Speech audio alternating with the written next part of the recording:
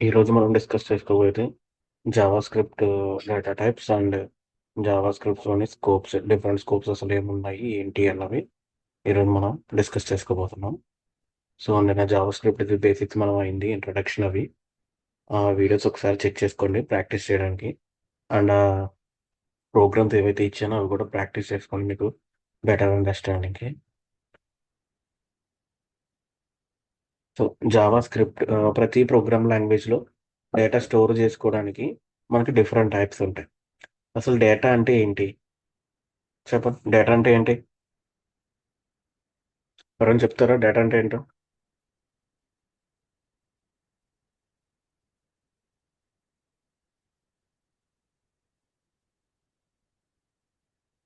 Hello! Sir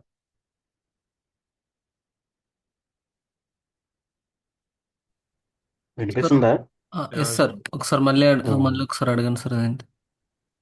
అదే data అంటే ఏంటి అని అడుగుతున్నా. డేటా అంటే లైక్ ఆహ్, ఇన్ఫర్మేషన్. ఓకే. ఇన్ఫర్మేషన్ అంటే? ఇన్ఫర్మేషన్ అంటే లైక్ మనం కంప్యూటర్‌కి ఇచ్చే హ్మ్. మనం కంప్యూటర్‌కి ఇచ్చే చెప్పండి. హాఫ్‌లో చెప్పి ఆపేసారేంటి?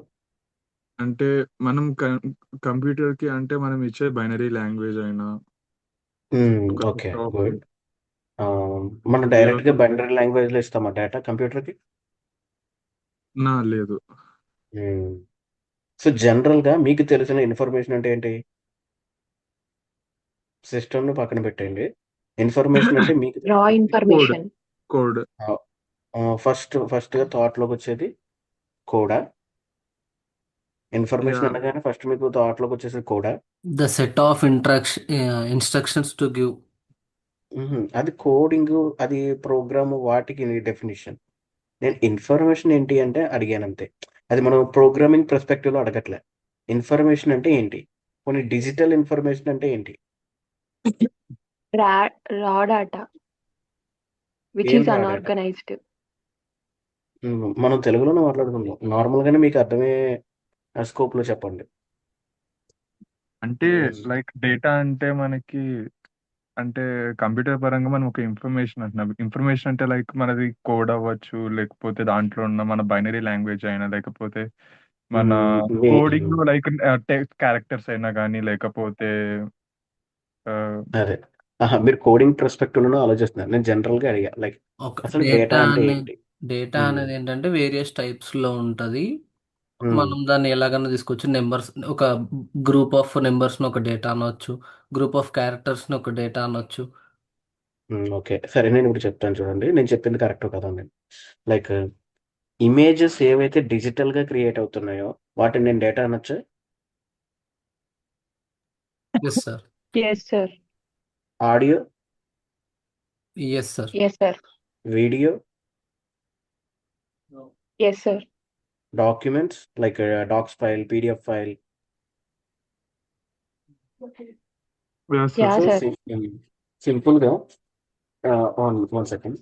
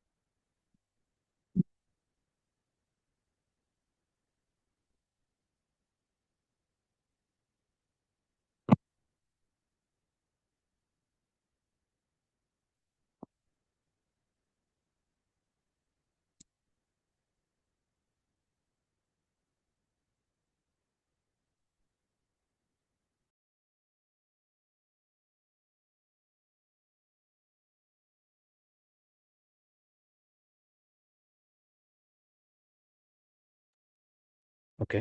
సో, ఎక్కడున్నాం మనం? డేటా దగ్గర కదా! సో, ఈ ఏదైతే సింపుల్ డెఫినిషన్ ఏంటంటే డేటాకి డిజిటల్ ఇన్ఫర్మేషన్ ఏదైతే క్రియేట్ అవుతుందో అది ఇంటర్నెట్‌లో కావచ్చు, మన సిస్టమ్‌లో కావచ్చు, డిజిటల్ ఎలక్ట్రానిక్స్ ఏవైతే క్రియేట్ చేస్తున్నాయో ఇన్ఫర్మేషన్‌ని వాటిని డేటా అనొచ్చనమాట. సో, సిస్టమ్‌కి అర్థమయ్యే లాంగ్వేజ్ ఏంటి? Binary. Binary. Correct. So, once and zeros అవి తప్ప దానికి ఇంకేం అర్థం కాదు. బట్ మనం ఇక్కడ ఏం చేస్తున్నాం? ఇన్ని టైప్స్ ఆఫ్ ఆపరేషన్ చేస్తున్నాం. మనం ఇక్కడ జూమ్ కాల్ అటెండ్ అవుతున్నాం. పవర్ పాయింట్ ప్రజెంటేషన్ చూస్తున్నాం. మీరు ఇక్కడ different types of text data చూస్తున్నారు. ఇమేజెస్ చూస్తున్నారు. సో, ఇదంతా ఎలా పాసిబుల్ అవుతుంది? బికాస్ ఆఫ్ డిఫరెంట్ ప్రోగ్రామ్స్ వల్ల. ఇక్కడ ఈ ప్రోగ్రామ్స్ అన్నవి ఏం చేస్తున్నాయి? ఇక్కడ ఈ ప్రోగ్రామ్స్ అనేవి డిఫరెంట్ ప్రోగ్రామింగ్ లాంగ్వేజ్‌లో క్రియేట్ చేయబడతాయి. కొన్ని సిలో చేశారు. కొన్ని సి ప్లస్ ప్లస్‌లో చేశారు. కొన్ని జావా స్క్రిప్ట్‌లో చేసుండొచ్చు. అండ్ కొన్ని మనకి ఇంకా డిఫరెంట్ ప్రోగ్రామింగ్ లాంగ్వేజెస్ ఏదైనా వాటిలో చేశారనుకుందాం. సో, వీటన్నిటిలో ఇవన్నీ మన కన్వీనియన్స్ కోసం క్రియేట్ చేసిన టూల్స్ అనమాట. లైక్ మనం మెషిన్‌కి అర్థమయ్యేది ఒకే లాంగ్వేజ్. అది binary language. Once and zeros. But మనకి ఆ లాంగ్వేజ్ అర్థం కాదు కాబట్టి, మనం ఏం చేసామంటే దానితో ఇంటరాక్ట్ అవ్వడానికి అంటే మెషిన్‌తో ఇంటరాక్ట్ అవ్వడానికి ఇన్ని రకాల ప్రోగ్రామింగ్ లాంగ్వేజెస్‌ని క్రియేట్ చేసాం. ఒక్కొక్క దానికి ఒక్కొక్క పర్పస్ ఉంటుంది. అండ్ ఒక్కొక్క దాంట్లో డేటా అది డేటా ట్రాన్సాక్షన్ అంటే మెషిన్‌కి, హ్యూమన్‌కి మధ్య జరిగే eh, ఇన్ఫర్మేషన్ ఎక్స్‌చేంజ్ కావచ్చు. లేదు అంటే డేటా స్టోరేజ్ కావచ్చు. ఇవన్నీ డిఫరెంట్‌గా ఉంటాయన్నమాట. ఇప్పుడు జావా స్క్రిప్ట్‌కొచ్చేటప్పటికి మనం ఏదైతే డేటా ఇస్తున్నామో, ఆ డేటాని ఇది కేటగరైజ్ చేసి ఈ డిఫరెంట్ ఫార్మాట్స్‌లో స్టోర్ చేస్తుందన్నమాట. సో, మళ్ళీ ఆ స్టోర్ చేసిన ఫార్మాట్స్‌ని జావా స్క్రిప్ట్ యొక్క కంపైలర్ గాని, ఇంటర్ప్రిటర్ గాని ప్రొవైడ్ చేస్తుంది. అది బైనరీ కోడ్‌లోకి కన్వర్ట్ చేస్తుంది. ఆ బైనరీ కోడ్‌కి మళ్ళీ సిస్టమ్‌కి ఫీడ్ చేస్తుంది. అక్కడ ఫీడ్ చేసిన తర్వాత సిస్టమ్ అనేది ఆ డేటాను ప్రాసెస్ చేసి దానికి ప్రాపర్ అదే అదే రెస్పాన్స్ అనేది క్రియేట్ చేసి మనకి మళ్ళీ సేమ్ అవుట్‌పుట్ అనేది ప్రొవైడ్ చేస్తుందన్నమాట. సో, నౌ ఇప్పుడు జావా స్క్రిప్ట్స్‌లో మనకి ఏదైతే డేటా ఉందో అది డిఫరెంట్‌గా ఏ ఫార్మాట్స్‌లో స్టోర్ అవుతుందో చూద్దాం. సో, ఇది జావా స్క్రిప్ట్‌లోని డేటా టైప్స్ స్టోర్ చేసుకునే ప్రాసెస్. మొత్తం జావా స్క్రిప్ట్‌లో 2 టైప్స్‌లో డివైడ్ అయ్యి ఉంటాయి. ఒకటొచ్చేసి ప్రిమిటివ్ డేటా టైప్స్. రెండోదొచ్చేసి non primitive data types. So, primitive data types అనేవి సింపుల్‌గా ఏంటి అంటే, మనకి ఏదైతే డేటా స్టోర్ చేస్తున్నామో, దాంట్లో చేంజెస్ ఏమి చేయలేం. డేటాని కంప్లీట్‌గా తీసేస్తాము. తీసేయొచ్చు. లేదు అంటే ఆహ్, మామూలు అదే రిప్లేస్ మాత్రమే చేయగలమనమాట. బట్ ఆ డేటా ఏదైతే స్టోర్ చేసామో దాని లోపల చేంజెస్ అయితే చేయలేం. అలాగా చేంజెస్ చేయలేని డేటాస్ ఏవైతే ఉంటాయో అండ్ సింగిల్ వాల్యూస్‌ని మాత్రమే స్టోర్ చేసుకోగలం. సమ్ సర్టెన్ వాల్యూస్ ఆహ్, ఒక బంచ్ వాల్యూస్ కింద మాత్రమే స్టోర్ చేసుకోగలమట. అలా స్టోర్ చేసుకునే వాటిని ప్రిమిటివ్ డేటా టైప్స్ అని అంటారు. And non primitive data types అనేవి ఏంటి అంటే, ఇలాంటి నంబర్ ఆఫ్ ప్రిమిటివ్ డేటా టైప్స్‌ని ఒకే ప్లేస్‌లో స్టోర్ చేసుకోవడానికి యూజ్‌ఫుల్ అయ్యేదే నాన్ ప్రిమిటివ్ డేటా టైప్స్ అన్నమాట. సో, వీటి గురించి కూడా మనం డీటెయిల్‌గా తెలుసుకుంటాం ఈరోజు. ఫస్ట్ వచ్చేసి ఇప్పుడు ఈ ప్రిమిటివ్ డేటా టైప్స్‌లో మళ్ళీ 2 టైప్స్ డివైడ్ అయినాయి. న్యూమరిక్ టైప్స్ అంటే నంబర్స్ కలిగి ఉండేది. And non numeric type. Numbers కాని డేటా టైప్స్ ఏవైతే ఉన్నాయో అవి. నాన్ ప్రిమిటివ్‌లో అన్ని ఆబ్జెక్ట్ అని, అర్రే అని, ఫంక్షన్ అని, డేటా ఆబ్జెక్ట్ అని, రెగ్యులర్ ఎక్స్‌ప్రెషన్ అని ఈ డిఫరెంట్ డేటా టైప్స్ అనేవి ఉన్నాయన్నమాట. సో, ఫస్ట్ వచ్చేసి numeric primitive data type. Primitive data టైప్‌లో న్యూమరిక్ టైప్‌లో మనం చెక్ చేస్తున్నాం. న్యూమరిక్ టైప్‌లో మొత్తం 2 ఉన్నాయి. ఒకటి నంబర్, ఇంకొకటి బిగ్ ఇంట్. సో, నంబర్ అనేది ఏంటి అంటే, మనం ఏదైతే న్యూమరికల్ వాల్యూస్ ప్రొవైడ్ చేస్తున్నామో, ఆ న్యూమరికల్ వాల్యూని స్టోర్ చేసుకొని ఆ క్లాస్‌లో అది స్టోర్ అయింది అని ఆ క్లాస్‌కి అది అసైన్ చేయడానికి. జావా స్క్రిప్ట్ అనేది ఏ టైప్ ఆఫ్ లాంగ్వేజ్ అని డిస్కస్ చేసుకున్నామన్నా మనం? చెప్పండి. Java script A type of language?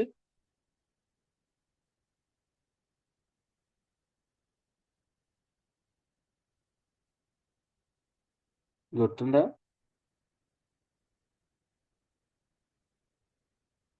నిన్న మనం చూసాం కదా! ప్రోగ్రామింగ్ లాంగ్వేజ్ 2 టైప్స్ కింద డివైడ్ అయింది అని చెప్పి.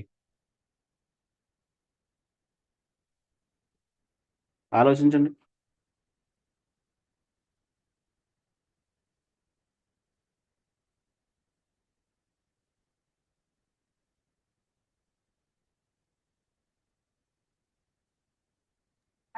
high level language. ఏంటమ్మా హై లెవెల్? ఓకే. అది హై లెవెల్ లాంగ్వేజ్. అంటే హై లెవెల్ లాంగ్వేజ్ అంటే హ్యూమన్స్‌కి అర్థమయ్యే ఫార్మాట్‌లో ఉండే లాంగ్వేజ్ అనమాట. అలా కాదు. మనం 2 టైప్స్ అని డిస్కస్ చేసుకున్నాం జావా స్క్రిప్ట్ లాంగ్వేజ్‌లో. సో, ఆ 2 టైప్స్ ఏంటో గుర్తు చేసుకోండి.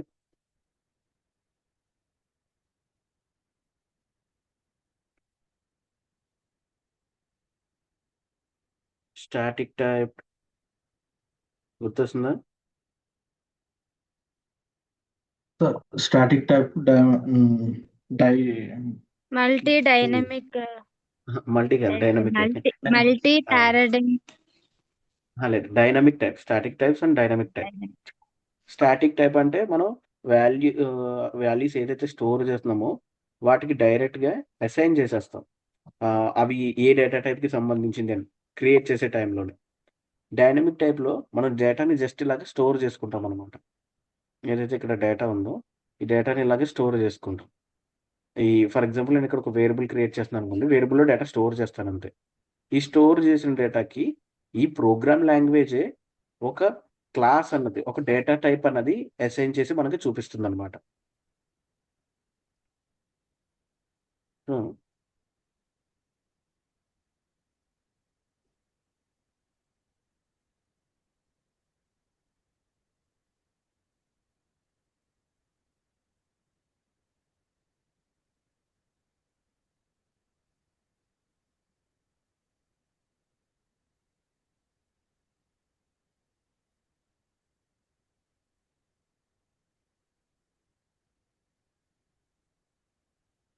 చూడండి. ఇప్పుడు నేను ఒక వేరియబుల్ క్రియేట్ చేశాను అనుకుందాం. లెట్ ఏమన్నాం num1 అందాం. ఇక్కడ లెట్ అనేది ఏ టైప్ ఆఫ్ వేరియబుల్ అన్నది డిఫైన్ చేయడానికి అనమాట. ఇది డేటా టైప్ కాదు. మనం వేరియబుల్స్‌ని 3 టైప్స్‌లో డిఫైన్ చేసుకోవచ్చు జావా స్క్రిప్ట్‌లో. ఒకటి లెట్ కీవర్డ్ యూజ్ చేసుకొని, రెండోది వేర్ కీవర్డ్ యూజ్ చేసుకొని VAR, అండ్ మూడోది కాన్స్ట్ CONST కాన్స్ట్. సో ఈ 3 కీవర్డ్స్ యూజ్ చేసుకొని మనం వేరియబుల్స్‌ని డిఫైన్ చేయొచ్చు లేదా ఇనిషియలైజ్ చేయొచ్చు అనమాట. సో ఇలా ఎందుకు అంటే ఈ 3 కీవర్డ్స్ యూజ్ చేయడం వల్ల మనకి డిఫరెంట్ స్కోప్స్ అన్నవి క్రియేట్ అవుతాయి. స్కోప్ అంటే ఏంటో కూడా మనం ఇప్పుడు ఈ టాపిక్స్‌లో తెలుసుకుందాము. ఫస్ట్ అయితే ఇప్పుడు నేను ఇక్కడ ఒక వేరియబుల్ క్రియేట్ చేశాను. అండ్ దీనికి ఒక వాల్యూ అన్నది అసైన్ చేశాను. సో ఈ వాల్యూ ఇప్పుడు మనం చెక్ చేసుకుంటే ఇందులో స్టోర్ అవుతుందన్నమాట.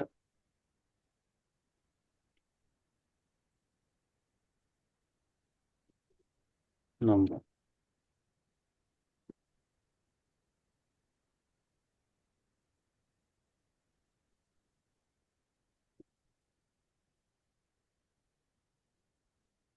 సో మీరెప్పుడన్నా ఇప్పుడు మీరు మామూలుగా ఇక్కడ చూసి చెప్పేయొచ్చు.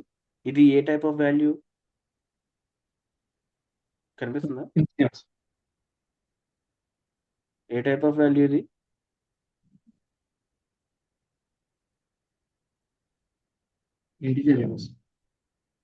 ఇంటీజర్. కానీ జావా స్క్రిప్ట్‌లో ఇంటీజర్ ఉండదు. రెండే ఉంటాయి న్యూమరిక్ టైప్స్. నంబర్, బిగింట్.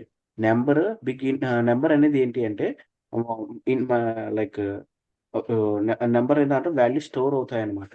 మనకి from 2-2 to the power of 53 ఇది మీరు గుర్తుపెట్టుకోవాలి.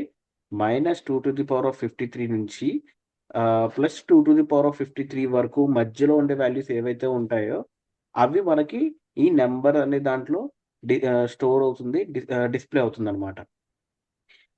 వాటికి మించి 2 to the power of 53 2 to the power of 53 ఉంది కదా! దానికి మించి ఎప్పుడైతే వాల్యూస్ ఏవైతే వస్తాయో అవి కూడా స్టోర్ చేసుకుంటుంది. కానీ అంత యాక్యురేట్‌గా వాల్యూస్ అనేవి మనకి చూపించదన్నమాట. అది నంబర్. అలా ఒకవేళ దానికంటే ఎక్కువ వాల్యూస్ వస్తే మనకి యాక్యురేట్‌గా చూపించడానికి క్రియేట్ అయిందే ఈ సెకండ్ న్యూమరిక్ టైప్ బిగ్ ఇంట్ అన్నది. ఈ బిగ్ ఇంట్ అన్నది ఇంకా మన ఇష్టం. ఎంత పెద్ద లార్జ్ నంబర్ అయినా సరే, మనకి యాక్యురేట్‌గా స్టోర్ చేసుకోవడానికి అండ్ మనకు దాంతో పెర్ఫార్మ్ చేసే కాలిక్యులేషన్స్ గాని, ఇవి గాని డిస్‌ప్లే చేయడానికి ఈ బిగ్ ఇంట్ అనేది యూజ్‌ఫుల్ అవుతుందనమాట. నంబర్ అన్నది చిన్న చిన్న నంబర్స్‌ని స్టోర్ చేయడానికి వాటితో కాలిక్యులేషన్స్ పెర్ఫార్మ్ చేయడానికి యూజ్ అవుతుంది. నంబర్ యొక్క లిమిట్ అనేది 253 ఫ్రమ్ -253 టు +253. నంబర్ అన్నది మీకు ఇంటిజర్స్‌ని గాని అండ్ డెసిమల్ పాయింట్స్‌ని ఏ ఏ టైప్ ఇచ్చినా సరే వాటిని హోల్డ్ చేసి ఉంచుకుంటుంది. అంటే స్టోర్ చేసుకుంటుంది. అలౌ చేస్తుంది. కానీ బిగ్ ఇంట్ దగ్గరకొచ్చేటప్పటికి మీకు డెసిమల్ పాయింట్ వాల్యూస్‌ని స్టోర్ చేసుకోదనమాట. బిగ్ ఇంట్ అనేది కేవలం హోల్ నంబర్స్‌ని కాలిక్యులేషన్‌కి మాత్రమే యూజ్‌ఫుల్ అవుతుందనమాట. ఇది దీని డ్రాబ్యాక్. డెసిమల్ పాయింట్ ఆఫ్ వాల్యూస్‌ని మనం దీంట్లో హ్యాండిల్ చేయలేం. ఒకవేళ 253 కంటే పెద్ద వాల్యూస్ ఏవైతే డెసిమల్ పాయింట్ వాల్యూస్ వస్తాయో వాటిని ఈ రెండిట్లో మనం ప్రాపర్‌గా హ్యాండిల్ చేసి కాలిక్యులేషన్స్ అనేవి తీసుకురాలేమనమాట. ఓకేనా? సో, నౌ ఇప్పుడు చెప్పండి. ఇక్కడ న్యూమరిక్ అంటే మీకు జావా స్క్రిప్ట్‌లో న్యూమరిక్ అంటే ఇంక రెండే మీరు గుర్తుపెట్టుకోవాలి. ఒకటి నంబర్, రెండోదొచ్చేసి బిగ్ ఇంట్. బిగ్ ఇంట్ అనేది చాలా పెద్ద లార్జ్ నంబర్స్‌ని మాత్రమే హ్యాండిల్ చేయడానికి యూజ్ చేస్తాము. ఫర్ యాక్యురేట్ కాలిక్యులేషన్స్ కోసం. నంబర్ అన్నది డెసిమల్ అన్నా సరే, హోల్ నంబర్స్ అన్నా సరే, వేటినైనా సరే హ్యాండిల్ చేయడానికి యూజ్ చేస్తాము. అండ్ ఆహ్, ఏవైతే వాల్యూస్ క్రియేట్ అవుతాయో అవి 253 నుంచి -253 మధ్యలో మాత్రమే ఉంటే గనక మనకి యాక్యురేట్ రిజల్ట్స్ అన్నవి వస్తాయి. ఓకేనా? సో ఇక్కడ క్వెషన్ అడిగాను కదా! ఇది ఇప్పుడు చెప్పండి. ఇది ఏ టైప్ ఆఫ్ డేటా? ఇప్పుడు మనం చెప్పుకున్నాం కదా! నంబర్స్. నంబర్ అని చెప్పవచ్చు. బట్ ఇది ఎక్కడో వేరే ఫైల్‌లో ఉందనుకుందాం. ఓకేనా? ఇప్పుడు ఆ వేరే ఫైల్ నుంచి మీరు ఒక వాల్యూని ఈ జావాస్క్రిప్ట్ ఫైల్‌లోకి తీసుకొస్తున్నారు. ఎలాగైతే మీరు జావాస్క్రిప్ట్‌ని హెచ్‌టీఎంఎల్ ఫైల్‌లో లింక్ చేసి జావాస్క్రిప్ట్ యొక్క ఫంక్షనాలిటీని హెచ్‌టీఎంఎల్ డాక్యుమెంట్ మీద అప్లై చేశారో, అలాగే ఈ వాల్యూని వేరే జావాస్క్రిప్ట్ ఫైల్ నుంచి తెచ్చుకున్నారనుకుందాం. అప్పుడు మీకు తెలియదు ఆ డేటా అన్నది. ఆ డేటా ఏది మీరు ఇంపోర్ట్ చేసుకుంటున్నారు అన్నది. అలాంటి టైంలో మీకు యూజ్‌ఫుల్ అయ్యే ఫంక్షన్ ఏంటి అంటే టైప్ ఆఫ్ ఫంక్షన్. రాస్తుంటే రాసుకుంటూ రన్నింగ్ నోట్స్ లాగా. ఈ టైప్ ఆఫ్ ఫంక్షన్. ఈ టైప్ ఆఫ్ ఫంక్షన్‌లో మనము ప్రొవైడ్ చేసామనుకోండి. టైప్ ఆఫ్ అని చెప్పి నమ్1 వేరియబుల్ వాల్యూ ఇచ్చి ప్రొవైడ్ చేసాము అంటే, మనకి ఈ నమ్1 వేరియబుల్‌లో స్టోర్ అయిన డేటా యొక్క క్లాస్ అన్నది డిస్‌ప్లే అవుతుందనమాట అవుట్‌పుట్‌లో. చూడండి. ఇక నేను ఇప్పుడు ఇక్కడ ఇది నమ్1 అనే వేరియబుల్ క్రియేట్ చేశాను. అందులో 23 వాల్యూని స్టోర్ చేశాను. ఇది నంబర్‌కి సంబంధించింది. దీన్ని ప్రింట్ చేస్తున్నాను కన్సోల్.లాగ్ యూజ్ చేసుకొని. అండ్ ఇక్కడ టైప్ ఆఫ్ ఫంక్షన్ యూజ్ చేసుకొని నంబర్‌లో స్టోర్ అయ్యేది నిజంగా 23 ఏనా లేదా స్ట్రింగా అని చెప్పి అది స్ట్రింగ్ క్యారెక్టర్ డేటాస్ టైపా అని చెప్పి చెక్ చేస్తున్నాం అనమాట. తెలిసిందా? సో, ఇది దీని యొక్క ఈ యూజ్‌ఫుల్ ఫంక్షన్ అనమాట. సో, ఫర్ ఎగ్జాంపుల్ ఇప్పుడు నేను మార్చేస్తాను. సార్ ఇది జావా స్క్రిప్ట్ కదా! దీనికి మనకి సెమికోలన్స్ లాంటివి ఏమి అవసరం లేదా? జనరల్‌గా అయితే ఓల్డ్ స్క్రిప్ట్స్‌లో అవసరం ఉంటుంది. ఇప్పుడు ప్రెజెంట్ స్క్రిప్ట్స్‌లో ఆహ్, సెమీకోలన్ మనం పెట్టినా పెట్టకపోయినా అవుట్‌పుట్ వస్తుంది. కానీ ఫాలో అవ్వడం మంచిది. నేను ఇది చిన్న ప్రోగ్రామే కదా అని పెట్టలేదు. జనరల్‌గా అయితే సెమీకోలన్స్ అనేవి ప్లేస్ చేసుకోవచ్చు. బాగా ఓకే సార్. కాంప్లెక్స్ ప్రోగ్రామ్స్‌లో అయితే గనక సెమీకోలన్స్‌ని పెట్టాలి. మనం ఇలా 2, 3 లైన్స్ పెడుతున్నప్పుడు మనం పెట్టకపోయినా ప్రోగ్రామ్ అనేది ఎగ్జిక్యూట్ అయిపోతుంది. కాంప్లెక్స్ ప్రోగ్రామ్స్‌లోనే ఎందుకు మనం ఆ పర్ఫెక్ట్ సింటాక్స్ ఫాలో అవ్వాలి అంటే, ఇక్కడ ఇలా పెట్టలేదనుకోండి, దీని యొక్క ఎండ్ కంప్లీట్ ఇదంతా చెక్ చేసిన తర్వాత నెక్స్ట్ లైన్‌కి చెక్ చేసుకుంటుంది. పొరపాటున ఇక్కడ ఏమన్నా ఇండెంటేషన్ స్పేసెస్ లేదా మామూలుగా ఏమన్నా వేరే బ్లాక్స్ అని స్టార్ట్ అయితే, అదేం చేస్తుందంటే ఇవి కూడా సేమ్ వాటికి సంబంధించిందని చెప్పి మిక్స్ చేసేసే ఛాన్స్ ఉంటుందనమాట. బట్ ఇక్కడ ఏమి లేదు. Just simple program. ఇది ఇక్కడితో ఎండ్ అయిపోయింది. అండ్ ఇది ఇక్కడితో ఎండ్ అయిపోయింది కాబట్టి మనకంత ప్రాబ్లమ్ లేదు. కొన్ని కొన్ని సార్లు ప్రోగ్రామ్ యొక్క అవుట్‌పుట్ అన్నది ఇంకొక ప్రోగ్రామ్‌కి ఇన్‌పుట్ ఇచ్చే టైమ్స్‌లో ఆ ప్లేసెస్‌లో సెమీకోలన్స్‌ని ప్రాపర్ సింటాక్స్‌గా మెయింటైన్ చేసుకోవడం బెటర్. సో, మీకోసం.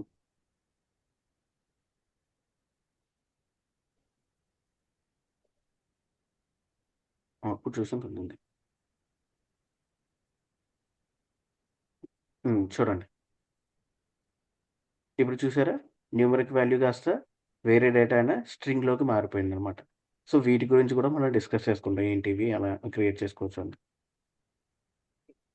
బట్ జనరల్‌గా ఇలా టైప్ ఆఫ్ ఫంక్షన్ యూజ్ చేసుకొని మీరు ఏదైతే వేరియబుల్‌లో డేటా స్టోర్ అయిందో అది చెక్ చేసుకోవచ్చనమాట.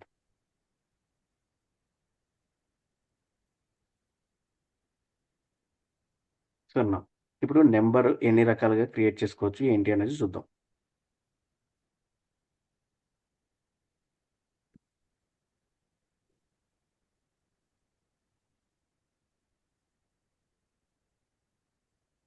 ఇది చూడండి. ఇది జస్ట్ ప్రింట్ స్టేట్మెంట్సే. వీటి మీద ఫోకస్ అక్కర్లేదు మనకి. మీరు ఫోకస్ పెట్టాల్సింది వీటి మీద. ఫస్ట్ వచ్చేసి నార్మల్ నంబర్ వాల్యూ ఇచ్చాను నేను 2. n1 అనే వేరియబుల్‌లో 2 అనే వాల్యూ స్టోర్ చేశాను. n2 అనే వేరియబుల్‌లో దీన్ని float data type or decimal point అని చెప్పి అనొచ్చు మనం. డెసిమల్ వాల్యూస్ అంటాము లేదా ఫ్లోట్ డేటా అంటాము. ఇది ఈ n2లో స్టోర్ అయింది. ఈ సేమ్ నంబర్స్‌ని ఇక్కడ హ్యాండిల్ చేస్తుందన్నమాట జావాస్క్రిప్ట్‌లో. అండ్ n3కి వచ్చేటప్పటికి ఇది ఇన్ఫినిటీ అనే డేటా. ఓకే. అంటే మనం ఇంకా మెజర్ చేయలేము. అలాంటి వాల్యూస్‌ని మెన్షన్ చేయాలి అనుకున్నప్పుడు మనకి జావాస్క్రిప్ట్‌లో అవైలబుల్ ఉండే డేటా అనమాట. ఈ ఇన్ఫినిటీ అనేది. మీరు ఇన్ఫినిటీ ఇక్కడ ప్రొవైడ్ చేసుకుంటే అది మెజర్ చేయలేని వాల్యూస్‌ని అక్కడ ప్రొవైడ్ చేసేస్తుంది. నెక్స్ట్ వచ్చేసి ఇది చూడండి. n4 అనే దాంట్లో స్ట్రింగ్ డేటా బై 2 అని ఇచ్చాను. సో, ఇప్పుడు ఇక్కడ ఏమవుతుంది అంటే ఇక్కడ NaN అనే ఒక డేటా క్రియేట్ అవుతుంది. ఆ డేటా ఏంటి అంటే నాట్ ఏ నంబర్ అన్నది అర్థం. ఎక్కడైతే మనకి వాల్యూస్ న్యూమరికల్ వాల్యూస్ కాకుండా వేరే టైప్ ఆఫ్ వాల్యూస్ అన్నవి యూజ్ చేసుకుంటామో మనం మ్యాథమెటికల్‌గా స్టోర్ చేసే టైంలో, ఆ టైంలో ఆ NaN వాల్యూస్ అన్నవి జనరేట్ అవుతాయన్నమాట. ఫర్ ఎగ్జాంపుల్ మీరు CSV ఫైల్స్‌లో ఒక రో క్రియేట్ చేశారనుకుందాం. ఆ రోలో రోల్ నంబర్స్ మాత్రమే స్టోర్ అవ్వాలి. ఆ రోల్ నంబర్స్ మాత్రమే స్టోర్ అవ్వకుండా కొన్నిసార్లు ఒక ఆల్ఫా న్యూమరిక్ వాల్యూ వచ్చిందనుకోండి. కొత్తగా యాడ్ అయ్యింది వాళ్ళ చేసిన టైంలో. వాళ్ళు గనక ప్రాపర్‌గా అప్డేట్ చేసుకోకపోతే జావాస్క్రిప్ట్ కోడ్‌ని అక్కడ నంబర్ వాల్యూస్‌కి బదులు ఆ NaN వాల్యూసే బై డిఫాల్ట్ స్టోర్ అయిపోతాయన్నమాట. సో, ఇక్కడ కూడా అదే జరుగుతుంది. ఇక్కడ నేను న్యూమరికల్ వాల్యూస్‌కి సంబంధించి లైక్ ఈ హోల్ నంబర్ కాకుండా, ఫ్లోట్ నంబర్ కాకుండా, ఇలాంటి ఇన్ఫినిటీ కాకుండా సమ్ అదర్ డేటా టైప్ అనేది ప్రొవైడ్ చేయడం వల్ల ఇక్కడ నాకు ఎర్రర్ అనేది జనరేట్ చేయకుండా బై డిఫాల్ట్ NaN అనే డేటా అది స్టోర్ చేసి డిస్‌ప్లే చేస్తుందన్నమాట. చూడండి.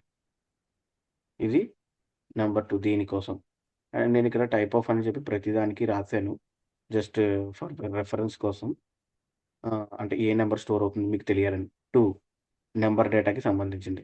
1.3 ఫ్లోట్ అయిన నంబర్ డేటా కింద అసైన్ చేసింది. Next infinity. ఇన్ఫినిటీ కూడా నంబర్ డేటా కిందకే అసైన్ చేసింది.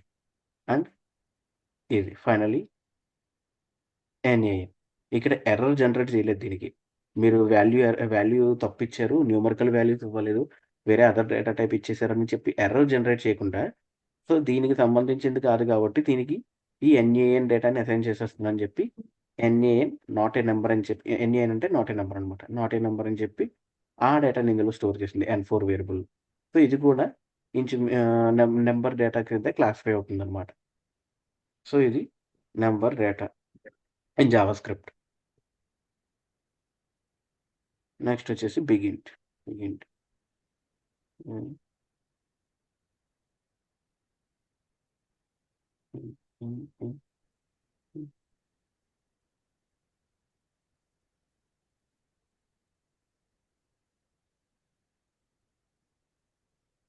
ఇది బిగింట్.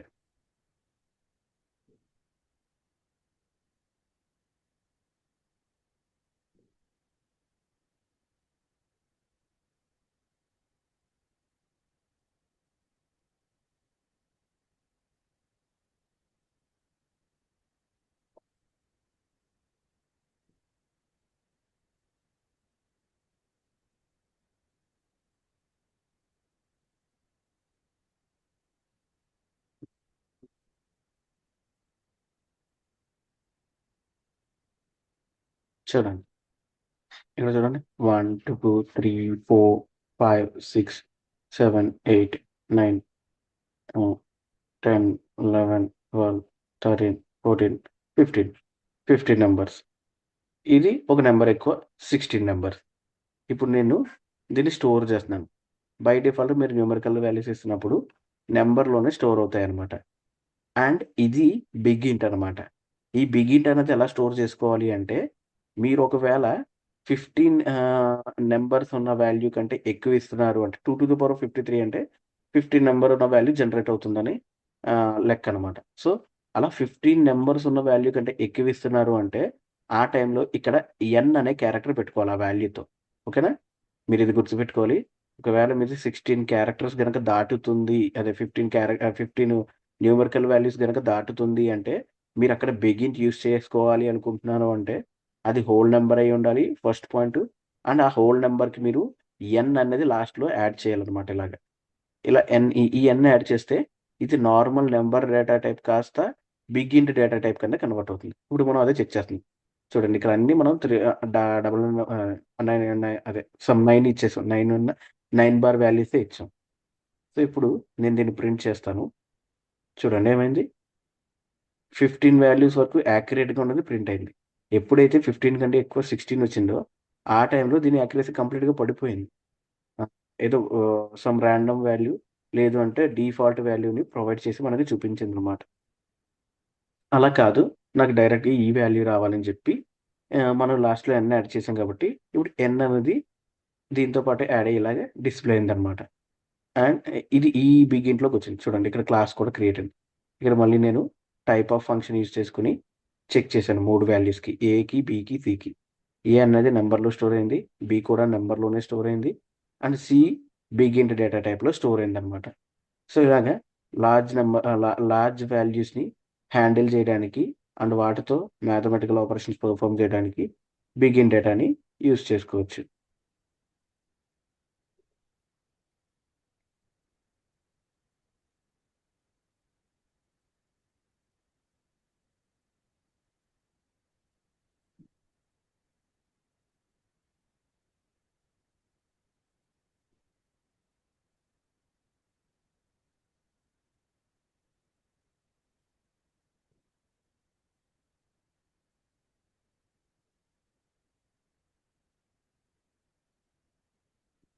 సో నెక్స్ట్ వచ్చేసి స్ట్రింగ్ డేటా టైప్. స్ట్రింగ్ అనేది ఏంటంటే ఇప్పుడు మీరు ఇక్కడ స్క్రీన్ మీద చూస్తున్నారు కదా, టెక్స్ట్ డేటా. అది ఏదైనా కావచ్చు. లైక్ ఇప్పుడు మీరు ఇక్కడ ఈ పవర్ పాయింట్లో చూస్తున్న ఈ గ్రూప్ ఆఫ్ క్యారెక్టర్సే కావచ్చు, ఇక్కడ చూస్తున్న ఈ మెనూ ఆప్షన్సే కావచ్చు, లేదు అంటే ఇక్కడ మీరు చూస్తున్న ఈ అప్లికేషన్ యొక్క నేమ్సే కావచ్చు. ఇలాగా ఒక పర్టిక్యులర్ డేటాని మనకి అర్థమయ్యే లాంగ్వేజ్లో రిప్రజెంట్ చేయడానికి యూస్ చేసే డేటానే స్ట్రింగ్ డేటా అని చెప్పి అంటామన్నమాట. ఓకేనా? ఈ స్ట్రింగ్ని జావా స్క్రిప్ట్ను మీరు 3 టైప్స్లో క్రియేట్ చేసుకోవచ్చు. ఒకటి డబుల్ కోట్స్తో, రెండోది సింగిల్ కోట్స్తో, మూడోది back quotes or back tick అనే ఈ కోట్స్తో అనమాట. సో ఇలాగా ఈ 3 టైప్స్లో మనము క్రియేట్ చేసుకోవచ్చు. సో చూడండి,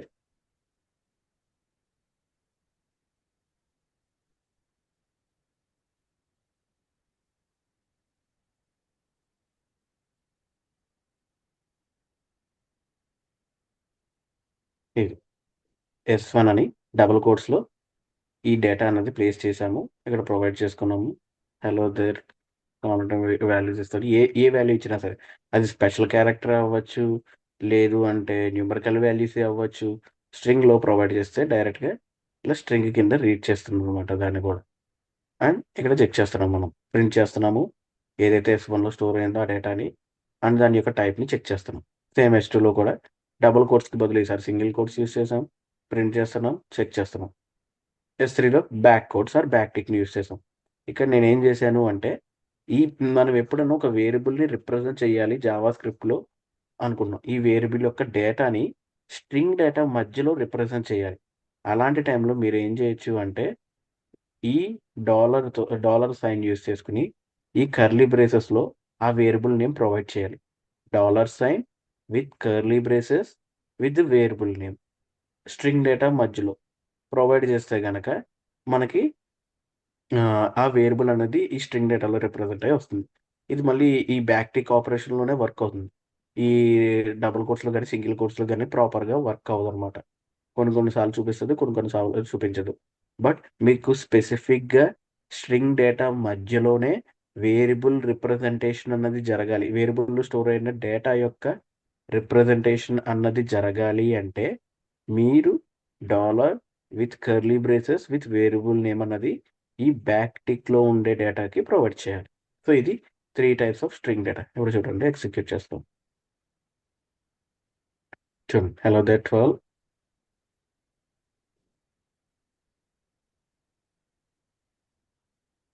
సింగిల్ కోట్స్ ఇదిగోండి string data work fine and ఇదిగోండి కెన్ ఎంబెడ్ $S1 ఉంది. S1లో ఏముంది హలో దేర్ 12 ఉంది అండ్ హలో దేర్ 12 అనేది ఈ S1 వేరియబుల్ కాబట్టి ఇందులో స్టోర్ అయ్యి మనకి ఇప్పుడు డిస్ప్లే అవుతుంది అనమాట స్ట్రింగ్ లాగా. సో ఇది స్ట్రింగ్ డేటాని రిప్రజెంట్ చేసుకుని యూజ్ చేసుకునే form in Java script.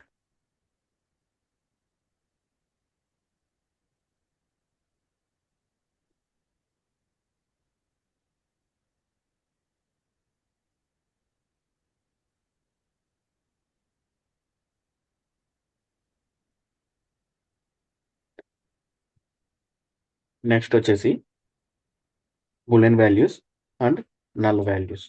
Bullion values అంటే ఏంటి అంటే ట్రూ వాల్యూసే ఉంటాయి మనకి ఇందులో. ఒకటి ట్రూ, రెండోది ఫాల్స్. మీరు ఇక్కడ చూసుకుంటే ఇదిగో మనకి ఈ బులియన్ డేటాలో ట్రూ వాల్యూసే ఉంటాయి అనమాట, ట్రూ అండ్ ఫాల్స్. ఇంకా B1 అనేది ట్రూలో క్రియేట్ చేసినాం, B2 అనేది ఫాల్స్. ఇవి రెండు తప్ప ఇంకేం ఉండవు బులియన్ డేటా టైప్లో. ఇవి మనకి ఎందుకు అంటే మనకి నెక్స్ట్ నెక్స్ట్ ఈ జావా స్క్రిప్ట్లో వస్తాయన్నమాట లూప్స్ అని, కండిషనల్ స్టేట్మెంట్స్ అని. వాటిలోకి ఈ boolean data type most useful data type అనమాట. సో ఈ డేటాని బేస్ చేసుకునే ఆ కాంప్లెక్స్ ప్రోగ్రామింగ్ని క్రియేట్ చేసుకుని రన్ చేసుకోవడానికి మనకి ఒక క్రియేట్ అవుతుంది అనమాట ఛాన్స్ అన్నది. సో ఇప్పుడు true boolean data type, false boolean data type. బులియన్లో ఈ రెండు వాల్యూసే ఉంటాయి.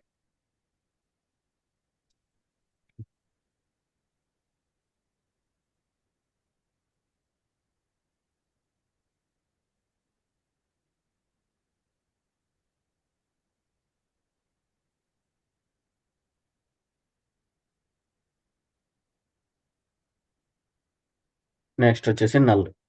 మీరు స్పెసిఫిక్గా ఒక వేరియబుల్ క్రియేట్ చేశారు, అక్కడ ఎటువంటి వాల్యూ అసైన్ చేయకూడదు అనుకుంటున్నారు, అందులో ఎటువంటి వాల్యూ ఉండకూడదు అనుకుంటున్నారు. ఆ టైంలో మీరు నల్ అని చెప్పి ఇవ్వచ్చు అనమాట. అంటే స్పెసిఫిక్గా ఏ వాల్యూ ఇందులోకి స్టోర్ చేయకూడదు అండ్ ఇది బ్లాంక్ వాల్యూ కిందే మనకి రిప్రజెంట్ చేయాలి ప్రోగ్రాంలో అనుకున్న టైంలో మీరు అక్కడ ఈ నల్ డేటా టైప్ని ప్రొవైడ్ చేసుకోవచ్చు అనమాట. ఇక్కడ వేరియబుల్ నేమ్ క్రియేట్ చేశాను అండ్ ఈ నల్లని ఇందులో స్టోర్ చేశారనమాట. సో మీరు దీన్ని రన్ చేసినప్పుడు మీకు ఈ అవుట్పుట్ చూపించదు, నల్ కిందే వస్తుంది మొత్తం. సో అలాగా స్పెసిఫిక్గా బ్లాంక్ మీకు ఎర్రర్ అనేది రాకూడదు అండ్ బ్లాంక్గా చూపించాలి అంటే మీరు నల్ డేటాని యూజ్ చేసుకోవచ్చు. నెక్స్ట్ వచ్చేసి అన్డిఫైన్డ్. సో నెక్స్ట్ వచ్చేసి అన్డిఫైన్డ్. ఇప్పుడు ఇందాక మీరు చూసారు, మీరు స్పెసిఫిక్గా బ్లాంక్ వాల్యూస్ క్రియేట్ చేసి స్టోర్ చేయాలి అనుకుంటే నల్ వాడుకోవాలని చెప్పి. అలా కాకుండా కొన్నిసార్లు ఏమవుతుంది అంటే మనం ఫ్యూచర్ రిఫరెన్స్ కోసం కొన్ని వేరియబుల్స్ క్రియేట్ చేసి ప్రోగ్రామ్లో వదిలేస్తాం. సో ఇలాగ లైక్ చూడండి, ఇక్కడ నేను లెట్ కీవర్డ్ యూస్ చేసి ఏ అనే వేరియబుల్ క్రియేట్ చేశాను, బట్ దీనికి డేటా ఏమీ అసైన్ చేయట్లేదు. 1 సెకండ్.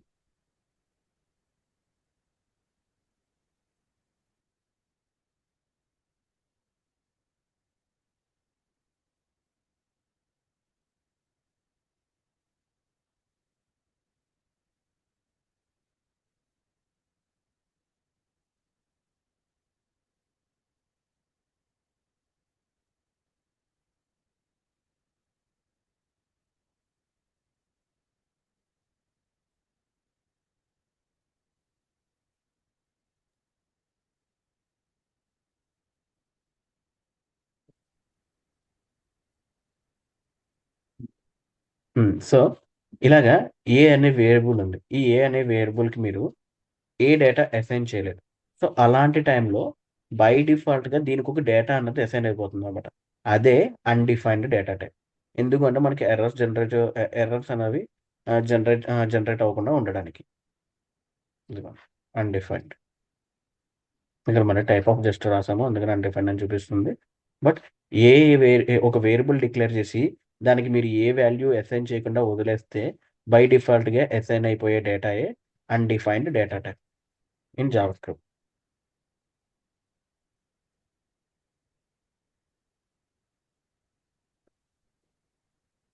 నెక్స్ట్ వచ్చేసి సింబల్ అనమాట. ఈ సింబల్ అన్నది ఒక ఫంక్షన్ అని చెప్పొచ్చు. మోర్ దెన్ డేటా టైప్ అని చెప్పడం కంటే ఒక ఫంక్షన్ అన్నది చెప్పొచ్చు. ఇది ఏం చేస్తుంది అంటే మనకి జనరల్‌గా డూప్లికేట్ వాల్యూస్ ఉంటాయి. కొన్ని సార్లు సేమ్ వాల్యూస్ వాడాల్సొస్తది. అలా అని వేరే వాళ్ళ వాల్యూస్‌ని యూజ్ చేసుకోలేం. ఆ టైంలో అలా కాకుండా లైక్ వేరే వాళ్ళ వాల్యూతో పోల్చినప్పుడు మనది డూప్లికేట్ వాల్యూస్ అని డిలీట్ అయిపోయే ఛాన్సెస్ ఉంటుంది. సో, అలా డిలీట్ అవ్వకుండా మనం డూప్లికేట్ వాల్యూ క్రియేట్ చేసినా అది యూనిక్‌గా ఉండడానికి యూజ్ చేసుకునే ఆహ్, కన్‌స్ట్రక్టరే ఈ సింబల్ కన్‌స్ట్రక్టర్ అనమాట. సో, ఇక్కడ నేను చూడండి let S1 equal to symbol అని చెప్పి సమ్ డేటా ప్రొవైడ్ చేశాను. జేఎస్ ప్రోగ్రామ్ అని చెప్పి స్ట్రింగ్ డేటా. అదే మళ్ళీ S2 అని ఇంకొక వేరియబుల్ క్రియేట్ చేసి సింబల్‌లో ఇంకొక సేమ్ డేటా ఎగ్జాక్ట్ సేమ్ రెప్లికాని ఇక్కడ ప్రొవైడ్ చేశాను. జనరల్‌గా ఇలా డూప్లికేట్ డేటా ఉన్నప్పుడు ఒక డేటా అనేది డిలీట్ అయిపోయే ఛాన్సెస్ ఉంటాయి మనకి. Based on our logics and programs మనం ఇంప్లిమెంట్ చేసే వాటిలో. అలా అవ్వకుండా చేయడానికి ఈ సింబల్ అనే కన్‌స్ట్రక్టర్ కాన్సెప్ట్‌ని మనం యూజ్ చేసుకోవచ్చనమాట.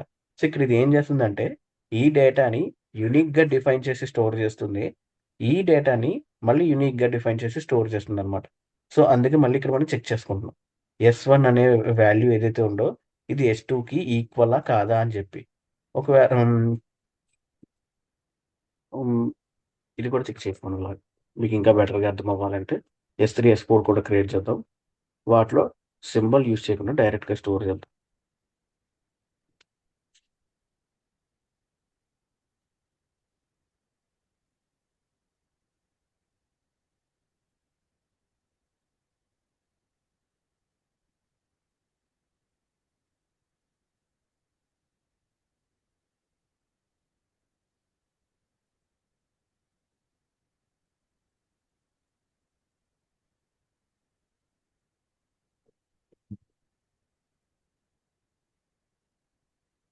S3, S4 చూడండి. ఇప్పుడు నాకు దీనికి అవుట్‌పుట్ అన్నది ఫాల్స్ వస్తుంది. ఎందుకంటే ఇవి 2 డేటాస్ సేమ్ అయినప్పటికీ మనకి యూనిక్ వాల్యూస్ కింద క్రియేట్ అయ్యి స్టోర్ అవుతాయి కాబట్టి 2 డిఫరెంట్ అని చెప్పి జావాస్క్రిప్ట్ చూపిస్తుందనమాట. ఇక్కడ మనం సింబల్ యూజ్ చేయలేదు కాబట్టి 2 సేమ్ అని చెప్పి చూపిస్తుంది. చూసారా? ఆ!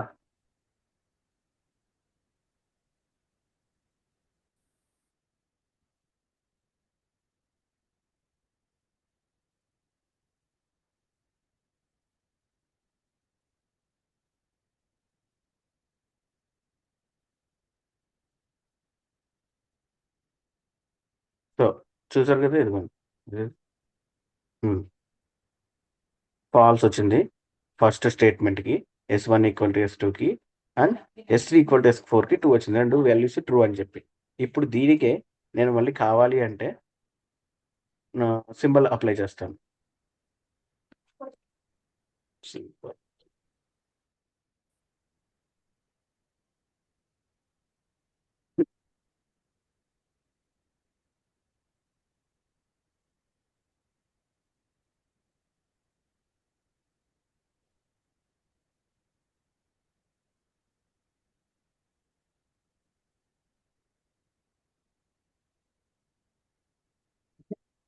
చూసారా? వాల్యూస్ వస్తే ఫాల్స్ కింద కూడా కన్వర్ట్ అయింది.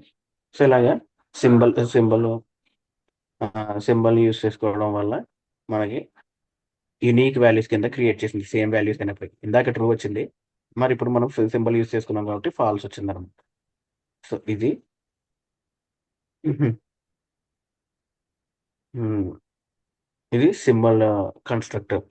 డిఫరెంట్ డేటా టైప్స్ మీద యూజ్ చేసి వాటిని యూనిక్‌గా స్టోర్ చేసుకోవడానికి.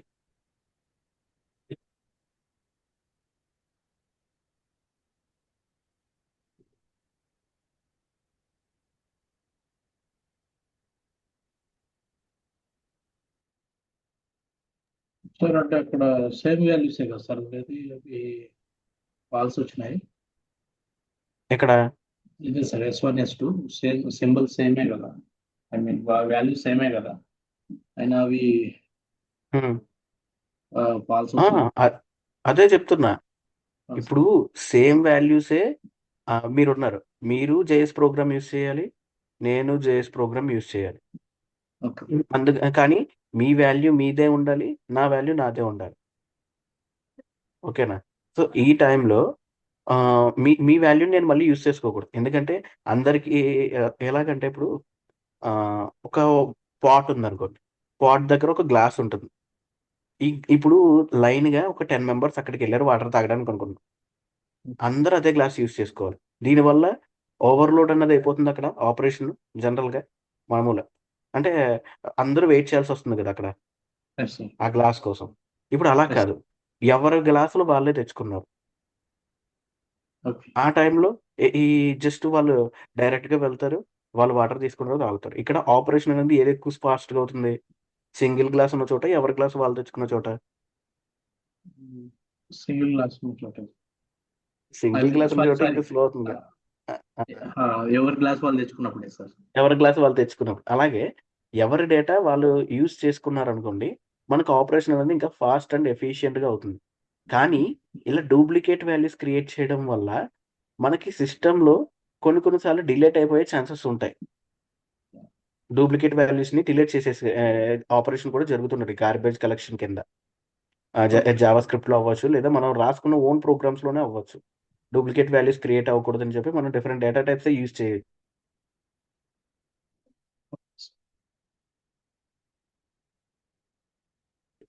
ఆ టైంలో మీరు దానికి యూనిక్ వాల్యూ కింద చూపించొచ్చు అనమాట. అందుకోసం ఈ సింబల్ ప్రోగ్రామ్ డూప్లికేట్ డేటాని యూనిక్ వాల్యూస్ కింద చూపించడానికి. ఓకేనా? Okay sir.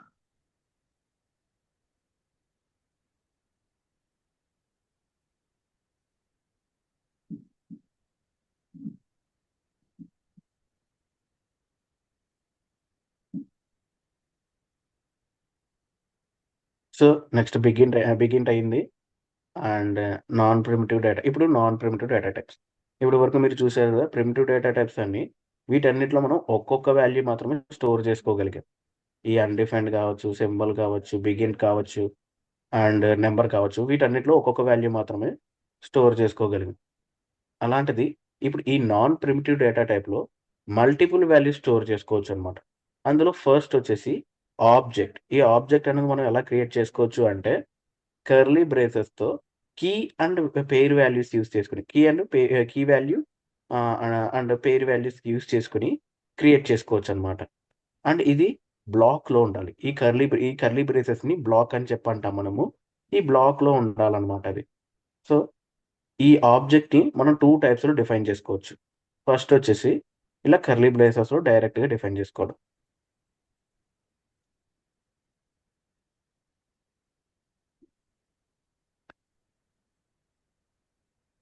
సో ఇప్పుడు ఇక్కడ నేను ఒక వేరియబుల్ క్రియేట్ చేశాను, బాక్స్ అని చెప్పి. ఆ బాక్స్లో ఇదిగోండి బ్లాక్తో స్టార్ట్ చేశాను. దీన్ని కర్లీ బ్రేసెస్ని బ్లాక్ అని చెప్పి అంటారు. ఈ బ్లాక్తో స్టార్ట్ చేసి ఇక్కడ కీ వాల్యూ ఇచ్చాను. ఈ నేమ్ అన్నది కీ వాల్యూ అనమాట మనకి. ఈ కీ వాల్యూకి స్ట్రింగ్ డేటాని అసైన్ చేశాను. సమ్ టీసీఎస్ కంపెనీ నేమ్ అని చెప్పి. దీన్ని పేర్ వాల్యూ అంటాం.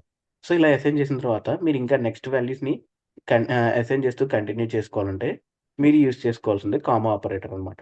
సో ఈ కామా ఆపరేటర్ని ప్రొవైడ్ చేసి ఇక్కడ మళ్ళీ ఇంకొక కీ వాల్యూ క్రియేట్ చేశాను.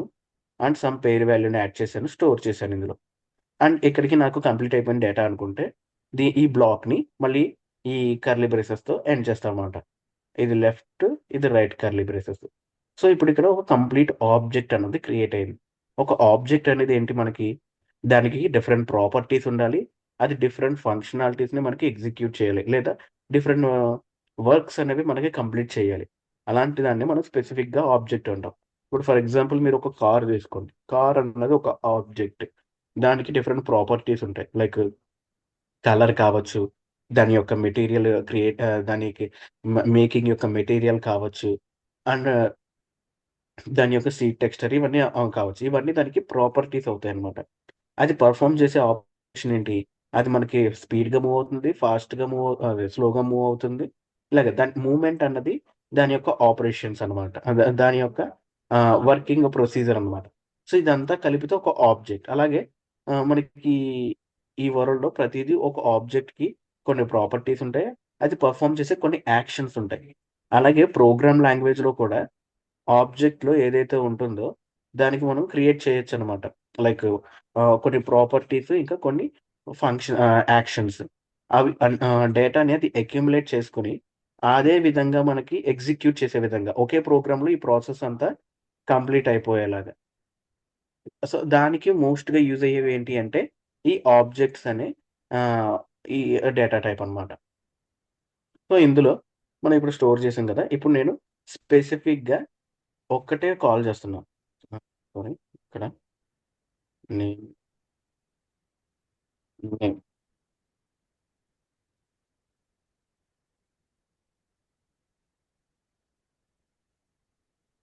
నేమ్‌ని కాల్ చేస్తున్నా.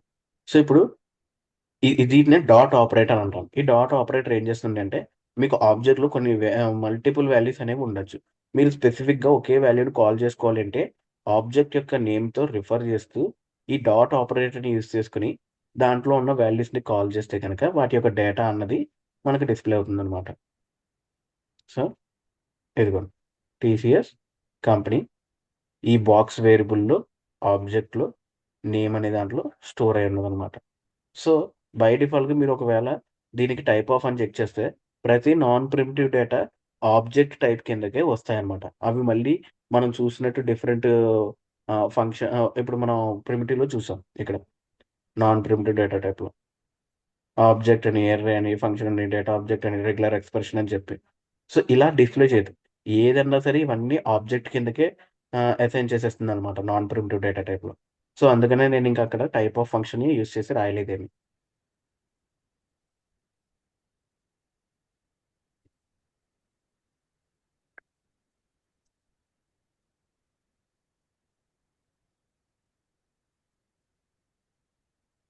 సో, నెక్స్ట్ వచ్చేసి ఈ నాన్ ప్రిమిటివ్ డేటా టైప్స్‌లో అర్రే డేటా టైప్. అర్రే అనేది కలెక్షన్ ఆఫ్ వాల్యూస్‌ని స్టోర్ చేసుకోవడానికి. ఇక్కడ చూస్తే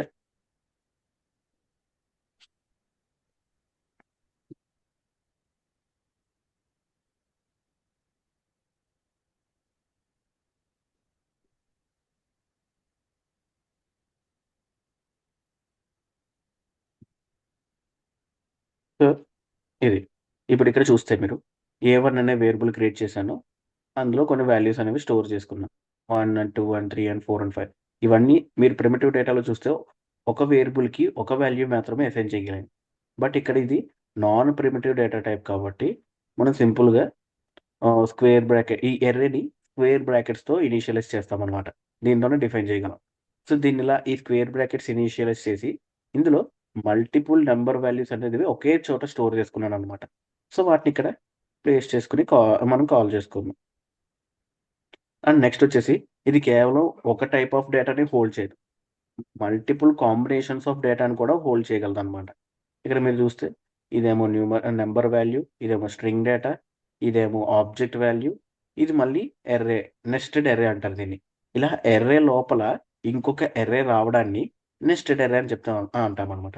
సో, ఇలాగా డిఫరెంట్ కాంబినేషన్ ఉన్న వాల్యూస్‌ని కూడా స్టోర్ చేసి మనకి డిస్‌ప్లే చేస్తుంది.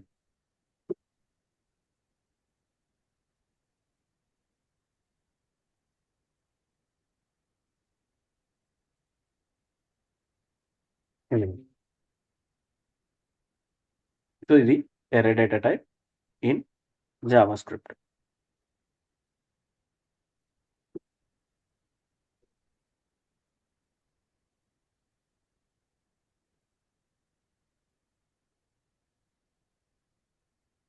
నెక్స్ట్ వచ్చేసి ఫంక్షన్. ఫంక్షన్ అన్నదాన్ని మనం డేటా టైప్ కింద చూడడం కంటే మోర్ దెన్ ఒక ఆపరేషన్ కింద చూడొచ్చనమాట. సో, ఇక్కడ ఫంక్షన్ అనేది ఏంటి అంటే, మనం ఇచ్చే డేటా ఏదైతే ఉంటుందో, మనం ఒక డేటాని స్టోర్ చేస్తున్నాం. ఆ స్టోర్ అయ్యే డేటాని పర్టిక్యులర్ ఆపరేషన్ కూడా ఆ టైంలోనే పెర్ఫార్మ్ చేసుకునే విధంగా ఫంక్షన్‌ని యూజ్ చేసుకోవచ్చనమాట. ఆహ్, ఈ ఫంక్షన్ అనేది ఎలా ఇనిషియలైజ్ చేసుకోవాలి అంటే, ఈ ఫంక్షన్ అనే కీవర్డ్‌ని యూజ్ చేసి ఇనిషియలైజ్ చేస్తామనమాట. ఫంక్షన్ విత్ మనకు కావాల్సిన ఏదైతే నేమ్ ఉందో ఆ నేమ్ అక్కడ ప్రొవైడ్ చేసుకుంటాము. And this is called parameter. Parameter ఏంటంటే ఈ ఫంక్షన్ నేమ్ ఏదైతే మనం క్రియేట్ చేసామో అది డేటా ఇంటేక్ తీసుకోవాలి కదా! ఆ డేటా ఇంటేక్ తీసుకోవడానికి రిప్రజెంటేషన్ ఫార్మే ఈ పారామీటర్. సో, ఎప్పుడైతే మీరు ఈ ఫంక్షన్‌ని యూజ్ చేసి నేమ్‌ని కాల్ చేస్తూ ఉంటారో ఆ టైంలో ఇక్కడ డేటా అనేది ప్లేస్ చేయొచ్చనమాట. ఎలాగైతే మనము కన్సోల్ లాగ్ డాట్ 2లో ఏ2 వేరియబుల్‌ని డేటా కింద ప్రొవైడ్ చేసి దాంట్లో నుంచి అవుట్‌పుట్ తెచ్చుకుంటున్నామో, అలాగే ఈ ఫంక్షన్ క్రియేట్ చేసే టైంలో ఇక్కడ సమ్ వాల్యూస్ అనేది కన్ఫర్మ్‌గా ప్లేస్ చేసే అవుట్‌పుట్‌ని చెక్ చేసుకోగలమనమాట. సో, ఇక్కడ ఫంక్షన్ కీవర్డ్‌ని యూజ్ చేసుకొని నేమ్‌ని గ్రీట్ అనే నేమ్‌తో ఒక ఫంక్షన్‌ని నేను క్రియేట్ చేశాను. అండ్ ఇది ఏం ఆపరేషన్ పెర్ఫార్మ్ చేయాలి అంటున్నానంటే ఇది ఫంక్షన్ బ్లాక్ అంటారు ఇప్పుడిక్కడ. నార్మల్‌గా జస్ట్ వేరియబుల్‌లో మీరు ఆబ్జెక్ట్‌తో సారీ. ఆబ్జెక్ట్ క్రియేట్ చేసినప్పుడు ఇంకొక మెథడ్ చూపించడం మర్చిపోయాను. సో, ఇది వేరియబుల్‌లో జనరల్ బ్లాక్ లెవెల్ అంటారు. ఇది ఒకవేళ దీన్ని మీరు ఫంక్షన్‌కి యూజ్ చేస్తే ఫంక్షన్ బ్లాక్ లెవెల్ అంటారు. కర్లీ బ్రేసెస్‌ని. సో, ఈ ఫంక్షన్ బ్లాక్‌లో మీరు రిటర్న్ అనే ఈ ఫంక్షన్‌ని యూజ్ చేసుకుంటారు. ఈ ఫంక్షన్‌తో క్రియేట్ చేసే టైంలోనే ఈ రిటర్న్ అన్నది యూజ్ చేసుకోవాలనమాట. ఇది ఏం చేస్తుంది అంటే ఈ ఫంక్షన్‌లో డేటా ఏదైతే తీసుకుంటుందో దాంతో ఆపరేషన్ పెర్ఫార్మ్ చేసి ఫైనల్ అవుట్‌పుట్ ఏదొస్తుందో దాన్ని మళ్ళీ ఆ ఫంక్షన్ దగ్గరికి రిటర్న్ చేస్తుందనమాట వాల్యూని. ఈ రిటర్న్ అనేది మెయిన్‌లీ ఎందుకు అంటే, ఒకవేళ మీరు ఈ ఫంక్షన్ అవుట్‌పుట్ ఏదైతే వచ్చిందో, దాన్ని వేరే ఇంకొక ప్రోగ్రామ్‌కి ఇన్‌పుట్ కింద ఇవ్వాలి అనుకున్నప్పుడు, రిటర్న్ అనేది బెస్ట్ చాయిస్ అనమాట. మనం కావాలి అంటే కన్సోల్ డాట్ లాగ్ కూడా యూజ్ చేసుకోవచ్చు. కానీ అది ఏం చేస్తుందంటే, అవుట్‌పుట్‌ని ప్రింట్ చేసి అక్కడికి ప్రోగ్రామ్ ఎండ్ చేసేస్తుంది. కానీ మనకి ప్రోగ్రామ్ ఎండ్ అవ్వకుండా నెక్స్ట్ ప్రోగ్రామ్‌కి ఇన్‌పుట్ కింద మన అవుట్‌పుట్ వెళ్లి కంటిన్యూ అవ్వాలంటే, ఈ రిటర్న్ అన్న కీవర్డ్‌ని యూజ్ చేసుకొనే చేయాలనమాట. సో, ఇక్కడ నేను రిటర్న్ చేయమంటున్నాను. ఈ హెలో స్ట్రింగ్‌తో ఈ నేమ్ అన్నది యాడ్ అయ్యి, జాయిన్ అయ్యి మనకి డిస్‌ప్లే అవ్వాలి అంటున్నాను. సో, ఇది ఫంక్షన్ క్రియేట్ అయింది. ఇప్పుడిక్కడ కన్సోల్ డాట్ లాగ్ యూజ్ చేసుకొని ఫంక్షన్‌ని కాల్ చేస్తున్నాను. అండ్ దీనికి ఒక డేటాను పాస్ చేశాను. సమ్ నేమ్ అజయ్ అని చెప్పి. ఇప్పుడు ఏమవుతుందంటే ఈ అజయ్ అన్నది ఈ నేమ్ అనే పారామీటర్ ఏదైతే ఉందో దీన్ని రిప్లేస్ చేసి ఇక్కడ స్టోర్ అయ్యి, ఈ ఆపరేషన్ అంతా పెర్ఫార్మ్ అయ్యి, హెలో అజయ్ అని చెప్పి నాకు ఫైనల్ అవుట్‌పుట్‌లో డిస్‌ప్లే అవుతుందనమాట. చూడండి. ఇది. సో, ఇది function usage in JavaScript. Brief explanation.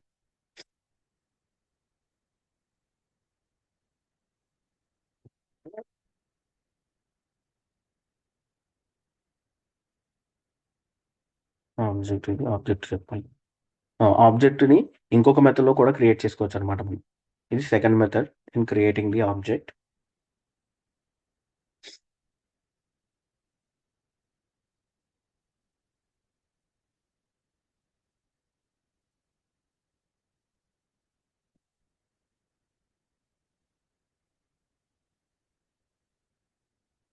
చూడండి. ఇక్కడ బాక్స్ అనే వేరియబుల్ క్రియేట్ చేశాను. మీరు డైరెక్ట్‌గా ఆబ్జెక్ట్‌ని ఇలాగా block level start and block level ఎండ్‌తో క్రియేట్ చేయకూడదు అనుకుంటే, మీరు న్యూ కీవర్డ్ యూజ్ చేసుకొని క్రియేట్ చేయొచ్చనమాట. ఈ న్యూ అన్నది ఏంటంటే ఒక కొత్త డేటా క్రియేట్ చేస్తున్నట్టు. So, new keyword with the constructor called object. New అని చెప్పి ఆబ్జెక్ట్ అనే కన్‌స్ట్రక్టర్ ప్లేస్ చేస్తే గనక అక్కడ ఒక కొత్త ఆబ్జెక్ట్ అనేది ఈ బాక్స్ వేరియబుల్‌లో క్రియేట్ అవుతుందనమాట. ఇనీషియలైజ్ అవుతుందనమాట. ఆబ్జెక్ట్ డేటా టైప్ అన్నది. ఆ తర్వాత మీరు ఇక్కడ ఈ ఆపరేటర్ ఏదైతే మనం యూజ్ చేసుకున్నామో ఇందాక అవుట్‌పుట్‌ని కాల్ చేయడానికి, అలాగే డేటాని స్టోర్ చేయడానికి ఈ డాట్ ఆపరేటర్‌ని యూజ్ చేసుకొని మనం డైరెక్ట్‌గా కీ వాల్యూస్ అండ్ పెయిర్ వాల్యూస్‌ని ఈ బాక్స్ వేరియబుల్‌లో ఆబ్జెక్ట్ డేటా కింద స్టోర్ చేసుకోవచ్చనమాట. సో, ఇది ఒక ప్రాసెస్. ఇలా మల్టిపుల్ వాల్యూస్ చేసుకోవచ్చు. ఎయిదర్ మీరిలాగా కోడ్ డిఫైన్ చేస్తున్న టైంలోనే బ్లాక్ లెవెల్‌లో క్రియేట్ చేసుకొని చేయొచ్చు. సో, ఈ మెథడ్‌కి డిఫరెన్స్ ఏంటి అంటే ఈ మెథడ్‌లో అనుకోండి, మీరు మాటికి ఆ ప్రోగ్రామ్ స్క్రిప్ట్ ఫైల్‌లోకి వెళ్ళి, అక్కడ చేంజెస్ చేయాల్సొస్తుంది. అదే మేము ఈ మెథడ్‌ని ఫాలో అయ్యామనుకోండి, మీరు ప్రోగ్రామ్ ఫైల్‌లోకి మెయిన్ ప్రోగ్రామ్ ఫైల్‌లోకి వెళ్ళక్కర్లేకుండానే, వేరే ప్రోగ్రామ్ ఫైల్స్ నుంచి కూడా ఈజీగా మీకు జస్ట్ ఆబ్జెక్ట్ యొక్క నేమ్ తెలియాలంతే. ఆ ఆబ్జెక్ట్‌లోకి కొత్త వాల్యూస్‌ని యాడ్ చేసుకునే ఛాన్సెస్ వస్తుందనమాట. సో, ఇది 2 డిఫరెంట్ టైప్స్ ఇలాగ బ్లాక్ లెవెల్‌లో బ్లాక్‌తో క్రియేట్ చేయడం కోడ్‌తో. ఇలా కోడ్‌తో క్రియేట్ చేయడం. అండ్ ఇలాగ న్యూ అని చెప్పి ఆబ్జెక్ట్ కన్స్ట్రక్టర్తో క్రియేట్ చేసుకోవడం. చూసారు కదా, ఇదిగోండి. ఇక్కడ నేను నేమ్ అనేది గూగుల్ ఇచ్చాను, లొకేషన్ బెంగళూరు ఇచ్చాను, ఇందులో స్టోర్ చేశాను. అండ్ నేను బాక్స్ అని నేమ్ కాల్ చేస్తుంటే నాకు ఈ గూగుల్ అనేది డిస్ప్లే అవుతుంది.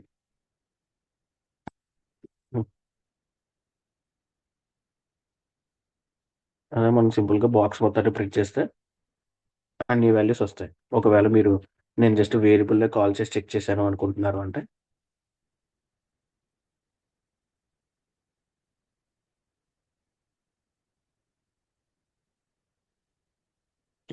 నేమ్ ఆబ్జెక్ట్ కింద క్రియేట్ అయింది. ఇలాగ 2 టైప్స్లో ఆబ్జెక్ట్ని మనం క్రియేట్ చేసుకోవచ్చు.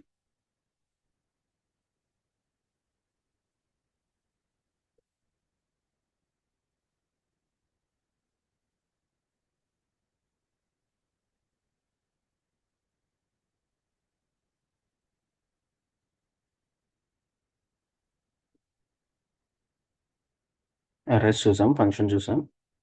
నెక్స్ట్ వచ్చేసి డేట్ ఆబ్జెక్ట్. డేట్ అనేది జస్ట్ మనకి correct exact date and time display అవ్వాలి. ఇప్పుడు ప్రజెంట్ ఏదైతే టైం రన్ అవుతుందో దాన్ని జావాస్క్రిప్ట్ డైరెక్ట్గా మనకి తెచ్చి చూపిస్తుంది అనమాట ఈ డేట్ ఆబ్జెక్ట్లో. సో నేను ఇప్పుడు ఇక్కడ కరెంట్ డేట్ అని చెప్పి ఒక వేరియబుల్ క్రియేట్ చేశాను, అందులో ఆబ్జెక్ట్ క్రియేట్ చేస్తున్నాను న్యూ కీబోర్డ్తో డేట్ అనే ఆబ్జెక్ట్ని. సో ఎప్పుడైతే నేను దీన్ని రన్ చేస్తానో ఇంటర్నెట్ నుంచి ఇది నాకు లేదా నా సిస్టంలో వేరియబుల్స్ నుంచి ఏదైతే డేట్ అనేది ఇక్కడ వస్తుందో ఆ డేట్ ఇన్ఫర్మేషన్ నాకు అవుట్పుట్లో చూపిస్తుంది.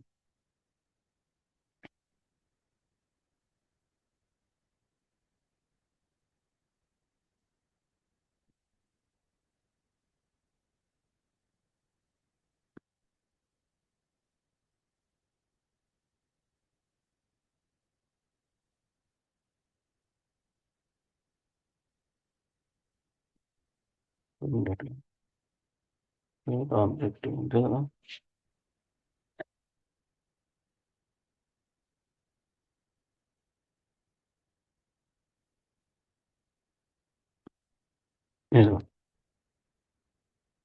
కొన్నిసార్లు రాదన్నమాట ఒక్కొక్కసారి అవుట్పుట్ అని. మీరు చూస్తే ఇది 2025/12/27 అండ్ టైం వచ్చేసి సమ్ టైం చూపిస్తుంది based on hour time line and everything.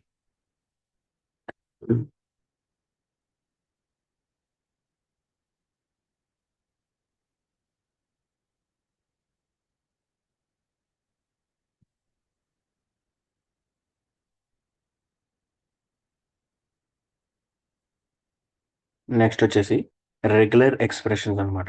ఈ రెగ్యులర్ ఎక్స్ప్రెషన్ అనేది కూడా ఆబ్జెక్ట్ కాదు, అంటే డేటా టైప్ కాదు. ఇది ఏంటి అంటే మనం ప్యాటర్న్ చెక్ చేసుకోవడానికి యూజ్ అవుతుంది. జావా స్క్రిప్ట్లో ఈ ఏదైతే పర్టికులర్ స్ట్రింగ్ ప్యాటర్న్స్ ఉంటాయో వాటిని ఫైండ్ అవుట్ చేయడానికి ఈ రెగ్యులర్ ఎక్స్ప్రెషన్ అన్నది బాగా యూజ్ఫుల్ అయ్యే లైబ్రరీ అని మనం చెప్పుకోవచ్చు అనమాట. ఇందులో మనకి మోస్ట్గా అదే మెయిన్గా యూజ్ అయ్యే ఆపరేషన్స్ ఏంటి అంటే డాట్ టెస్ట్ అనే ఆపరేషన్, ఇది ఉందో లేదో చెక్ చేయడానికి డాట్ మ్యాచ్, ఏదైతే డేటా మ్యాచ్ అవుతుందో దాన్ని డిస్ప్లే చేయడానికి డాట్ రిప్లేస్, ఒక పర్టికులర్ వాల్యూతో రిప్లేస్ చేయాలి అనుకుంటే ఇది వాడతాం అనమాట. మోస్ట్లీ జావా స్క్రిప్ట్లోని రెగ్యులర్ ఎక్స్ప్రెషన్స్లో ఈ మూడింటిని యూజ్ చేస్తాం. సో ఫస్ట్ వచ్చేసి ఇప్పుడు డాట్ టెస్ట్ ఎలా వర్క్ అవుతుందో చూద్దాం. సో డాట్ టెస్ట్ అనేది ఏంటంటే వాల్యూ ఉందో లేదో చెక్ చేసి మనకి అవుట్పుట్ని బులెన్ డేటా టైప్లో చూపిస్తుంది అనమాట.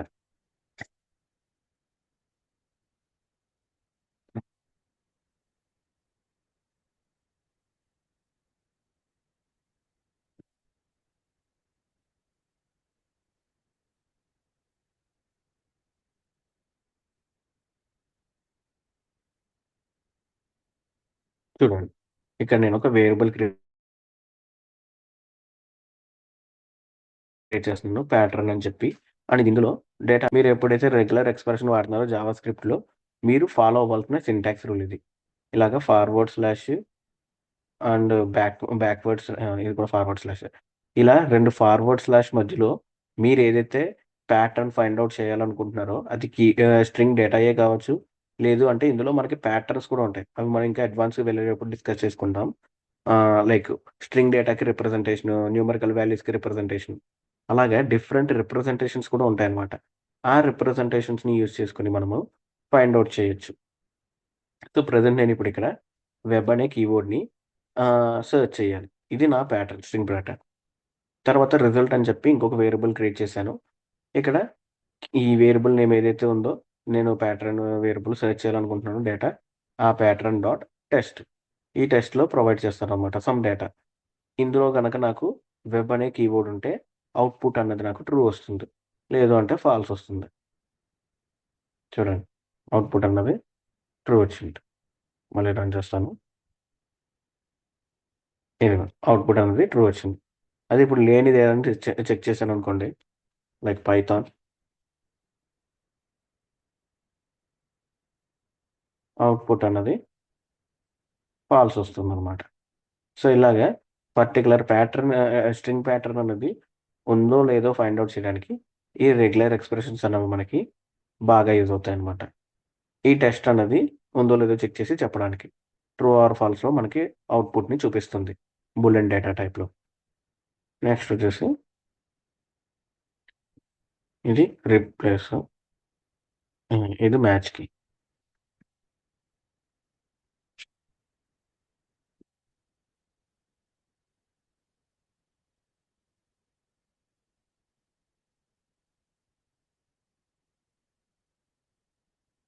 సో, ఇప్పుడు చూడండి.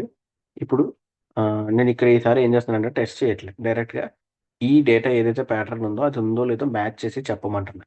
అది మ్యాచ్ చేసినప్పుడు ఏమవుతుంది అంటే, నాకు ఒకవేళ ఎగ్జాక్ట్ మ్యాచింగ్ డేటా ఎక్కడైతే దొరుకుతుందో, ఆ దొరికిన డేటాని నాకు ఏ పొజిషన్‌లో ఏ ఇండెక్స్ అంటే ఏ పర్టిక్యులర్ పొజిషన్‌లో స్టోర్ అయిందో అది డిస్‌ప్లే అవుతుందనమాట. మనకి ఈ స్ట్రింగ్ డేటాస్ అనేవి కొన్ని పొజిషన్స్ చూస్ చేసుకొని స్టోర్ అవుతాయి. అవి మన స్ట్రింగ్ డేటా ఇంకా స్ట్రింగ్ డేటా గురించి ఇంకా డీటెయిల్డ్‌గా డిస్కస్ చేసుకునేటప్పుడు వస్తుందది. బట్ ప్రెజెంట్ అయితే దీని యొక్క పొజిషన్ కూడా రివీల్ చేసి మనకి అవుట్‌పుట్ అనేది చూపిస్తుందనమాట. ఇక్కడ రీజెక్ట్స్ అనే ఒక వేరియబుల్ క్రియేట్ చేశాను. అందులో నా ప్యాటర్న్‌ని స్టోర్ చేశాను. అండ్ రెస్ అనే ఒక వేరియబుల్ క్రియేట్ చేసి దాంట్లో డేటాతో పాటుగా డాట్ మ్యాచ్‌ని ప్రొవైడ్ చేశాను. డాట్ మ్యాచ్ ఆపరేటర్ అనమాట. ఈ డేటా మొత్తాన్ని ఈ డాట్ మ్యాచ్ అనేది చెక్ చేసి దేంతో చెక్ చేయాలి?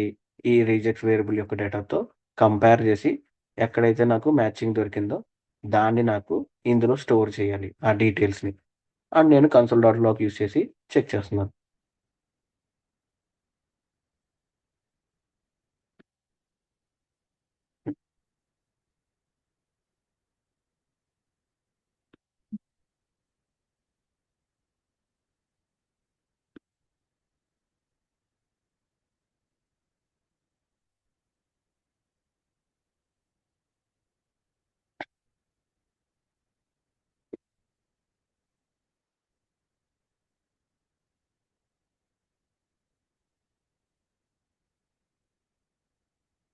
యాహ్! పైన కోట్స్ పెట్టారు. చూడండి. 123 అన్నది నాకు ఇండెక్స్ పొజిషన్ 10లో స్టోర్ అయింది. అది ఇన్‌పుట్ ఏంటి అంటే దీని యొక్క ఇన్‌పుట్‌లో ఉందది. అండ్ దీంట్లో గ్రూప్స్ అనేవి ఇంకో కాన్సెప్ట్ అనమాట. అది రీజెక్ట్స్‌లో. అది మనం రీజెక్ట్స్ డిస్కస్ చేసుకున్నప్పుడు చెప్పుకోవచ్చు. అండ్ గ్రూప్స్ అనేవి ఏమీ లేవు ఇందులో అని చెప్పి చూపిస్తుందనమాట. మొత్తం డీటెయిల్స్ అనేవి ఇలా డిస్‌ప్లే చేసేస్తుంది. ఈ డాట్ మ్యాచ్ ఆపరేటర్ అనేది రీజెక్ట్స్‌లో. నెక్స్ట్ వచ్చేసి ఫైనల్ వన్ రిప్లేస్.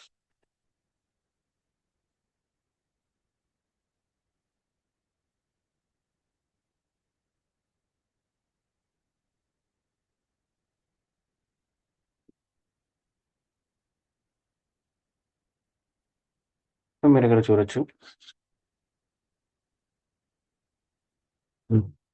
ఇక్కడ నేను రీజెక్ట్స్ అనే వేరియబుల్ క్రియేట్ చేశాను. ఇక్కడ ఏదైతే కీవర్డ్ రిప్లేస్ చేద్దాం అనుకుంటున్నామో దాన్ని ఈ ఫార్వర్డ్ స్లాష్‌లో ప్రొవైడ్ చేసుకున్నా. అండ్ జీ అనేది ఇక్కడ నాకు ఫ్లాగ్ ఎలిమెంట్ అనమాట. ఇది ఏంటి అంటే గ్లోబల్ అనే అర్థం ఈ జీ అనేది. ఈ జీ అనేది లేకపోతే జస్ట్ లోకల్ ఒకటే చూస్తుంది. లేదా జస్ట్ 1 ఐటెమ్‌కే వెళ్తుందనమాట. అలా కాకుండా ప్రతి ఐటెమ్‌కి ఇది అప్లికేబుల్ అవ్వాలి. నా చేంజెస్ అన్నవి అంటే నేను జీ అనే ఈ ఫ్లాగ్‌ని యూజ్ చేసుకోవాలి. ఇలా జీ అనే ఫ్లాగ్ ఎప్పుడైతే మీరు రీజెక్ట్స్‌లో మీరు చేంజ్ చేయాలనుకుంటారు వేరియబుల్ పక్కన పెడతారో అప్పుడైతే గ్లోబల్గా మొత్తం ఆ పేరా 100 లైన్స్ ఉంటే 100 లైన్స్, 200 లైన్స్ ఉంటే 200 లైన్స్లో ఎక్కడెక్కడ చేంజెస్ అనేవి జరగాలో అక్కడక్కడ చేంజెస్ అనేవి జరిగిపోతూ ఉంటుందన్నమాట. సో మీరు ఇక్కడ చూస్తే ఇప్పుడు ఇక్కడ నాకు 2 చోట్ల ఫూ అని చెప్పి వచ్చింది. సో ఇక్కడ నేను దేంతో ఫస్ట్ రీప్లేస్ మెథడ్ యూజ్ చేస్తున్నా ఈ డేటా మీద అండ్ ఏది దేని మీద రిప్లేస్మెంట్ జరగాలి అన్నది ఇక్కడ ఈ వేరియబుల్ డేటా మీద రిప్లేస్మెంట్ అన్నది జరగాలి. ఈ వేరియబుల్ డేటాని తీసుకోవాలి. ఏదైతే ప్యాటర్న్ ఉందో ఇది రిప్లేస్ అవ్వాలి అని చెప్పి అది ప్రొవైడ్ చేస్తున్నాను అనమాట. హూ అన్నది ఏది రిప్లేస్ అవ్వాలో ఆ డేటా ఇక్కడ ఫస్ట్ ప్రొవైడ్ చేస్తాం మనం. రిప్లేస్ మెథడ్ యూజ్ చేసినప్పుడు రిప్లేస్ అవ్వవలసిన డేటాని ఫస్ట్ ప్రొవైడ్ చేస్తాం. దేనితో రిప్లేస్ అవ్వాలనేది సెకండ్ ప్రొవైడ్ చేస్తాం అనమాట. సో ఇక్కడ నాకు ఫూ కాస్త ఈ బాజ్ అనేది రిప్లేస్ అయ్యి డిస్ప్లే అవుతుంది. చూడండి బాస్ అలాగే రీప్లేస్ చేసుకోవడానికి రీజెక్ట్స్లో ఈ రీప్లేస్ మెథడ్ని యూజ్ చేసుకోవచ్చు అనమాట.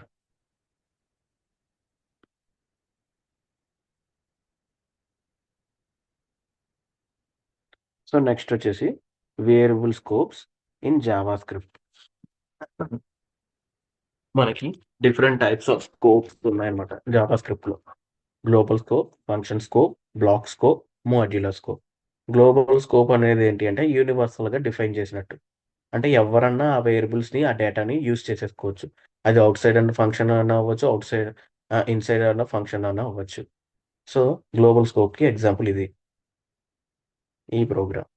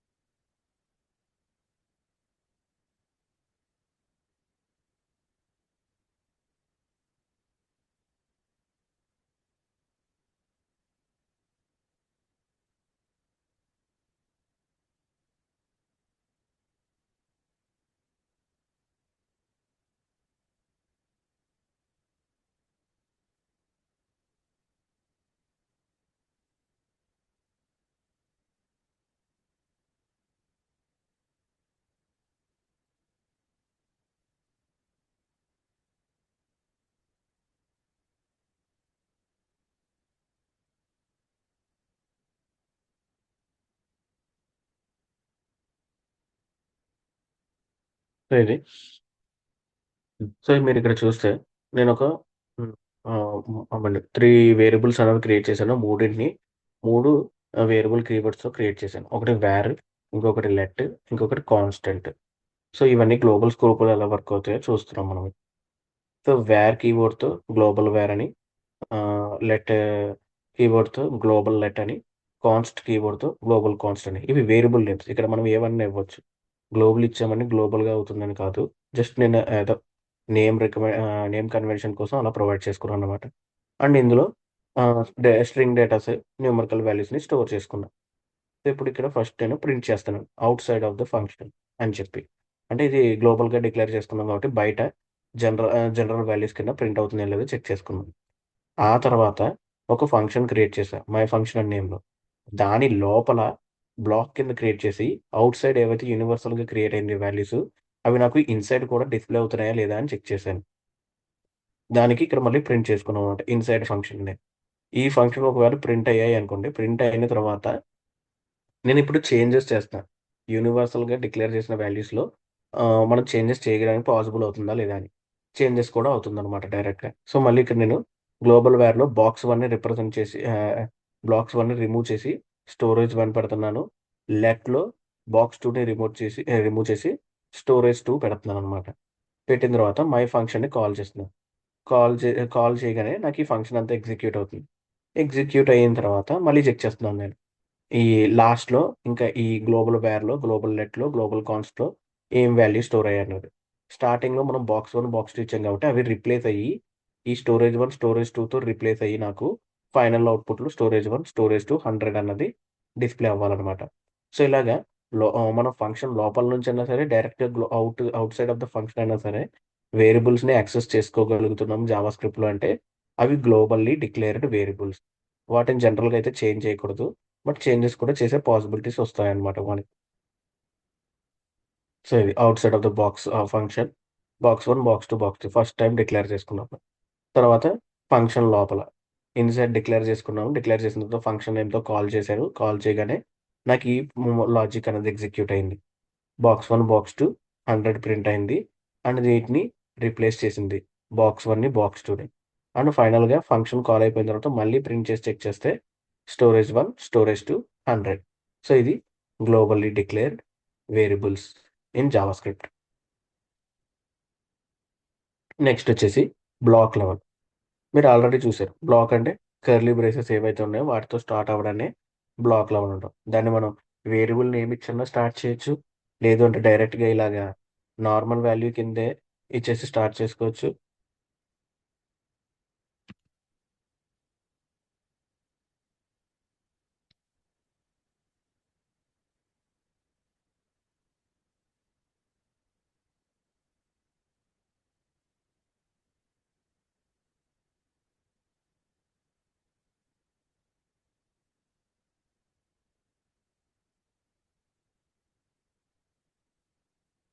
ఇలాగ ఇలాగా డైరెక్ట్‌గానన్నా స్టార్ట్ చేసుకోవచ్చు.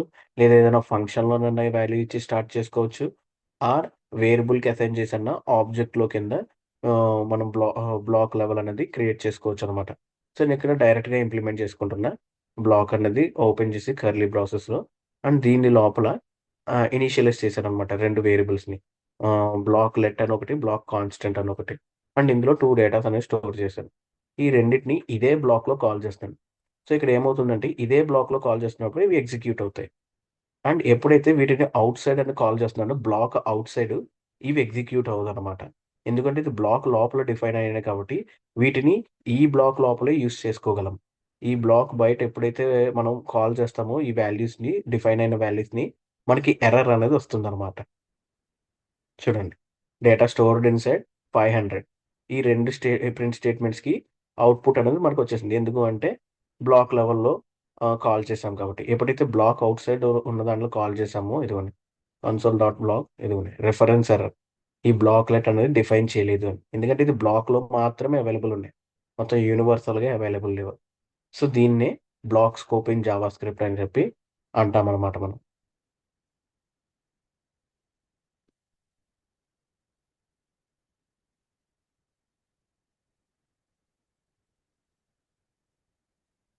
నెక్స్ట్ వచ్చేసి ఫంక్షన్ స్కోప్.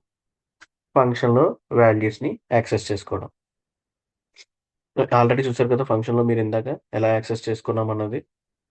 ఫంక్షన్ బ్లాక్‌లోంచి డైరెక్ట్‌గా వాల్యూ క్రియేట్ చేసుకొని బయట యాక్సెస్ చేసుకోవడాన్ని ఫంక్షన్ స్కోప్ అంటాం. సో, జనరల్‌గా మీరు ఫంక్షన్ స్కోప్ నుంచి వాల్యూస్ యాక్సెస్ చేసుకోవాలి అంటే మీరు వేర్‌లోనే క్రియేట్ చేయాలి దాన్ని. వ్యా వ్యా వేర్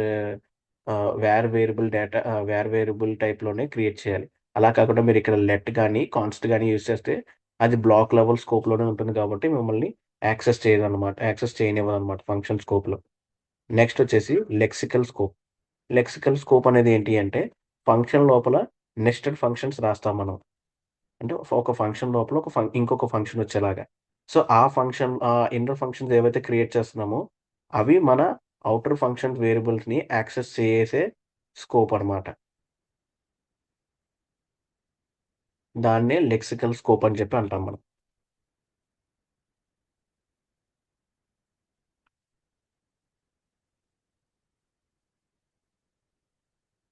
చూడండి, ఇక్కడ నేను ఔటర్ అనే ఒక ఫంక్షన్ని క్రియేట్ చేశాను. దీని లోపల ఒక బ్లాక్ని స్టార్ట్ చేశాను. ఇక్కడ నుంచి నా బ్లాక్ స్టార్ట్ అయ్యి ఇక్కడ ఎండ్ అయింది. అండ్ ఇందులో ఒక వేరియబుల్ డిఫైన్ చేశాను, ఔటర్ వేర్ అని చెప్పి. ఇందులో సమ్ డేటాని స్టోర్ చేశాను. స్టోర్ చేసిన తర్వాత ఇదే ఫంక్షన్లో మళ్ళీ ఇంకొక ఫంక్షన్ రాశాను, ఇన్నర్ ఫంక్షన్. సో ఇది నా నెస్టెడ్ ఫంక్షన్ అనమాట, ఈ ఔటర్ ఫంక్షన్లో. ఈ ఫంక్షన్లో ఇన్నర్ ఫంక్షన్ క్రియేట్ చేసిన తర్వాత దీంట్లోకి ఈ ఈ ఇన్నర్ ఫంక్షన్లో ఏం ఎగ్జిక్యూట్ అవ్వాలంటున్నాను, బ్లాక్ లెవెల్లో ఏదైతే ఔటర్ ఫంక్షన్లో వాల్యూ ఔటర్ వేర్ స్టోర్ అయిందో దాన్ని ప్రింట్ చేయి నువ్వు అని చెప్తున్నాను అనమాట. సో ఎప్పుడైతే మనం ఈ ఫంక్షన్ని కాల్ చేస్తున్నామో ఇందులో ఏంటి అంటే ఈ ఫంక్షన్ అంతా క్రియేట్ చేసిన తర్వాత దీన్ని కాల్ చేస్తున్నాం.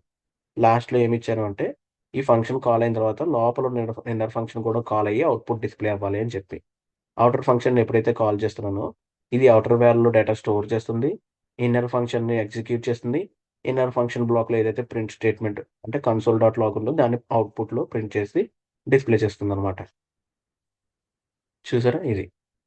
సో ఇలాగా ఈ ఔటర్ ఫంక్షన్ వాల్యూస్‌ని ఇన్నర్ ఫంక్షన్‌లో యాక్సెస్ చేసుకునే స్కోప్‌నే లెక్సికల్ స్కోప్ అని చెప్పి అంటాం మనం.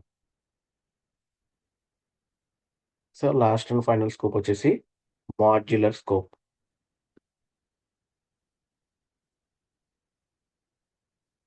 సో లాస్ట్ వచ్చేసి మాడ్యూల్ స్కోప్ అనమాట. ఈ మాడ్యూల్ స్కోప్ అన్నది ఏంటి అంటే మీరు ఒక ఫైల్‌లో ఉన్న ఈ జావాస్క్రిప్ట్ ఫైల్స్ ఉన్నాయి కదా! జనరల్‌గా మీరు ఇక్కడ చూస్తే ఈ ఈ ఈ main JS, math JS, script JS ఇవన్నీ స్క్రిప్ట్ ఫైల్సే. వీటిని మాడ్యూల్స్ అని కూడా అంటారనమాట. సో ఒక మాడ్యూల్‌లో ఉన్న డేటాని ఇంకొక మాడ్యూల్‌లో యాక్సెస్ చేయడమే మాడ్యులర్ స్కోప్ అంటే. సో ఇక్కడ నేనేం చేస్తున్నాను అంటే ఆహ్, ఈ వాల్యూస్ ఏదైతే ఒక జావాస్క్రిప్ట్ ఫైల్‌లో ఉన్నాయో వాటిని ఆ ఫైల్‌లో మాత్రమే యూసేజ్‌కి రెస్ట్రిక్ట్ చేస్తున్నా. దాన్ని ఔటర్ ఫైల్స్‌లోకి యూజ్ చేసుకోవడానికి క్రియేట్ చేయట్లేదనమాట నేను. అలాగా ఒ ఒ ఈ ఈ పర్టిక్యులర్ ఫైల్‌లోనే యూజ్ చేసుకోవాలి. బయట ఫైల్స్ కాల్ చేసినప్పుడు మనకి ఆ వాల్యూస్ అనేవి అక్కడ రాకూడదు అంటే రాకూడదు అని రెస్ట్రిక్ట్ చేస్తే దాన్నే మనం మాడ్యులర్ స్కోప్ అని చెప్పి అంటాం. సో నేనిప్పుడు ఇక్కడ 2 ఫైల్స్ అన్నవి క్రియేట్ చేశాను. ఒకటి మెయిన్ జేఎస్, రెండోది మ్యాథ్ జేఎస్ అని చెప్పి. సో ఇక్కడ నేను ఆహ్, ఈ కీబోర్డ్‌ని ఎక్స్‌పోర్ట్ అనే కీవర్డ్‌ని యూజ్ చేసుకున్నాననమాట. ఈ ఎక్స్‌పోర్ట్ అనే కీవర్డ్ అనేది ఏంటి అంటే, మనం ఏదైతే క్రియేట్ చేస్తున్నామో డేటాని, అది బయట ఫైల్స్‌లో కూడా యూజ్ అవ్వాలి. వేరే ఫైల్స్‌లో మనం కాల్ చేసుకుంటున్నప్పుడు కూడా ఫంక్షనాలిటీస్ గాని, ఆ డేటా గాని మనకి చూపించాలి అన్న టైంలో, మీరు ఎక్స్‌పోర్ట్ అనే కీవర్డ్‌తో ఆ వేరియబుల్స్‌ని డిఫైన్ చేయాలనమాట. ఆహ్, అలా చేయలేదు అంటే ఇదిగోండి ఇలాగ ఎక్స్‌పోర్ట్ కాన్స్ట్ పై ఇలాగా వేరియబుల్ టైప్ ఇవ్వాలి. అది మనకి బయట ఫైల్స్‌లో కూడా యూజ్ అవ్వాలంటే ఈ కీబోర్డ్ కూడా ప్రొవైడ్ చేయాలి ఎక్స్‌పోర్ట్ అన్నది. లేదు అంటే మనకి యూజ్ అవ్వదు. ఇప్పుడు నేను ఇక్కడ just variable name secret variable create చేశాను. సీక్రెట్ అనే వేరియబుల్ నేమ్‌తో సమ్ డేటా క్రియేట్ చేసి స్టోర్ చేశాను. అండ్ ఒక ఫంక్షన్ క్రియేట్ చేశాను. దీనికి ఎక్స్‌పోర్ట్ కీవర్డ్‌ని వాడాను. అండ్ ఈ ఫంక్షన్ ఏదో సమ్ ఆపరేషన్ పెర్ఫార్మ్ చేయాలని చెప్పి ఇచ్చాను. ఆ తర్వాత మళ్ళీ ఎక్స్‌పోర్ట్ కీవర్డ్ వాడాను. అండ్ ఇక్కడ పై అనే ఒక కాన్స్ట్ వేరియబుల్ టైప్‌తో ఆహ్, పై అనే ఒక వేరియబుల్‌లో డేటాని స్టోర్ చేసి క్రియేట్ చేశాననమాట. ఇప్పుడు ఈ ఫంక్షన్‌ని, ఈ వేరియబుల్‌ని ఈ రెండిటిని నేను వేరే ఫైల్‌లో ఎగ్జిక్యూట్ చేసుకోగలను. By using a keyword called import. Import అని చెప్పి నేను నా math.jsలో ఉన్న యాడ్ ఏదైతే ఉందో ఇది ఏదిది ఈ యాడ్ అనే ఫంక్షన్‌ని అండ్ పై అనే వేరియబుల్‌ని యాక్సెస్ చేసుకోగలను. నాకు అవుట్‌పుట్ వస్తుంది. ఎప్పుడైతే నేను సీక్రెట్‌ని కూడా యాక్సెస్ చేద్దామని ట్రై చేశానో, ఆ టైంలో నాకు అవుట్‌పుట్ అనేది చూపించదనమాట. సో, ఇప్పుడిక్కడ ఎలా చెప్తున్నామంటే ఇంపోర్ట్ ఈ 3 ఫంక్షనాలిటీస్ ఎక్కడి నుంచి నా math.js నుంచి. ఇది ఎక్కడుంది అంటే ఈ సేమ్ డైరెక్టరీలో ఉంది కాబట్టి డాట్ /mathjs అని చెప్పి పెడతాం. అది బై డిఫాల్ట్ డైరెక్టరీస్‌లో ఉంటే గనక వాటి నేమ్ రాస్తాము. లేదు మీరు స్పెసిఫిక్‌గా ఏదైనా డైరెక్టరీస్‌లో ఇన్‌స్టాల్ చేశారంటే దాని యొక్క పాత్ అనేది ఇక్కడ ప్రొవైడ్ చేయాలనమాట. సో, నేనిప్పుడు ఇది రన్ చేయగానే చూడండి.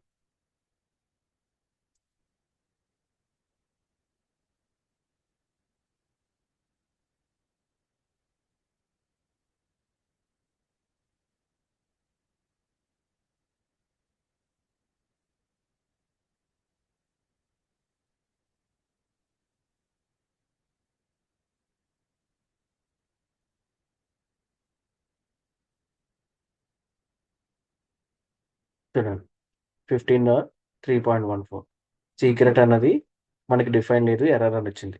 అదే నేను ఇప్పుడు సీక్రెట్ కూడా యాడ్ చేశాను అనుకోండి, మనకి రిఫరెన్స్ ఎర్రర్ అనేది డైరెక్ట్గా వచ్చేస్తుంది అనమాట. ఇదిగోండి రిక్వెస్ట్ మాడ్యూల్ అన్నది మనకి లేదు అని చెప్పి. అదే నేను ఇప్పుడు ఇందులో ఎక్స్పోర్ట్ అని ప్రొవైడ్ చేస్తే కీవర్డ్ దీన్ని కూడా డిస్ప్లే అవుతుంది మనకి.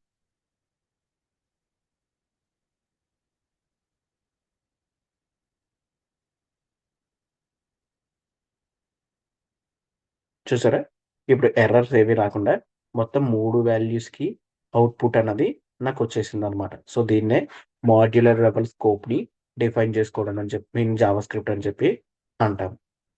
So these are data types and scopes in JavaScript. So మీరు ప్రాక్టీస్ చేయండి. మనం నెక్స్ట్ లెవెల్ కాన్సెప్ట్స్ని నెక్స్ట్ కాన్సెప్ట్ని నెక్స్ట్ సెషన్లో చూద్దాం. ఏమైనా డౌట్స్ ఉంటే అడగని చెప్తాం.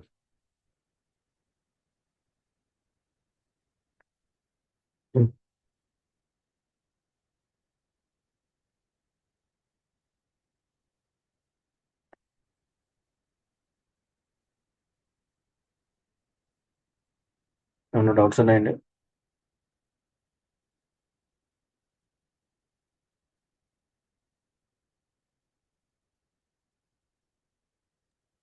No sir. ఒకసారి ప్రాక్టీస్ చేసుకోండి. మీకు ఏమైనా డౌట్స్ ఉంటే అడగండి, చెప్తాను. Okay sir. మీకు సిఎస్ఎస్, హెచ్టిఎంఎల్ వీటి మీద అంత ఫోకస్ పెట్టకపోయినా మీకు డాక్యుమెంటేషన్కి దొరికేస్తాయి. కానీ జావా స్క్రిప్ట్కి మీరు ప్రాక్టీస్ చేయాలి. లాజిక్ తెలుసుకోవాలన్నమాట, లాజిక్ ఇంప్లిమెంటేషన్ కోసం. ఈ హెచ్టిఎంఎల్ సిఎస్ఎస్ అన్నది మెమరైజేషన్. అక్కడ మీకు ఎన్ని ప్రాపర్టీస్, ఎన్ని వాల్యూస్ గుర్తుంటే మీరు అంత ఫాస్ట్గా వాటిని క్రియేట్ చేసుకోగలరు. లేదంటే డాక్యుమెంటేషన్ చదివి చేసుకోవచ్చు. అందులో పెద్ద లాజిక్ ఉండదు. కానీ ఇక్కడ జావా స్క్రిప్ట్కి వచ్చేటప్పటికి లాజిక్స్ అనేవి వస్తుంటాయి అనమాట. మనం ఎలా మన కోడ్ అనేది ఎలా ఎగ్జిక్యూట్ అవ్వాలి ఏంటి అని. సో వీటిని మీరు ఎంత ఎక్కువ ప్రాక్టీస్ చేసుకుంటే అంత బెటర్. ఓకే. అదే కాల్ నుంచి వెళ్ళిపోకండి, స్క్రిప్ట్ డౌన్లోడ్, పీపీటీ డౌన్లోడ్ చేసుకుని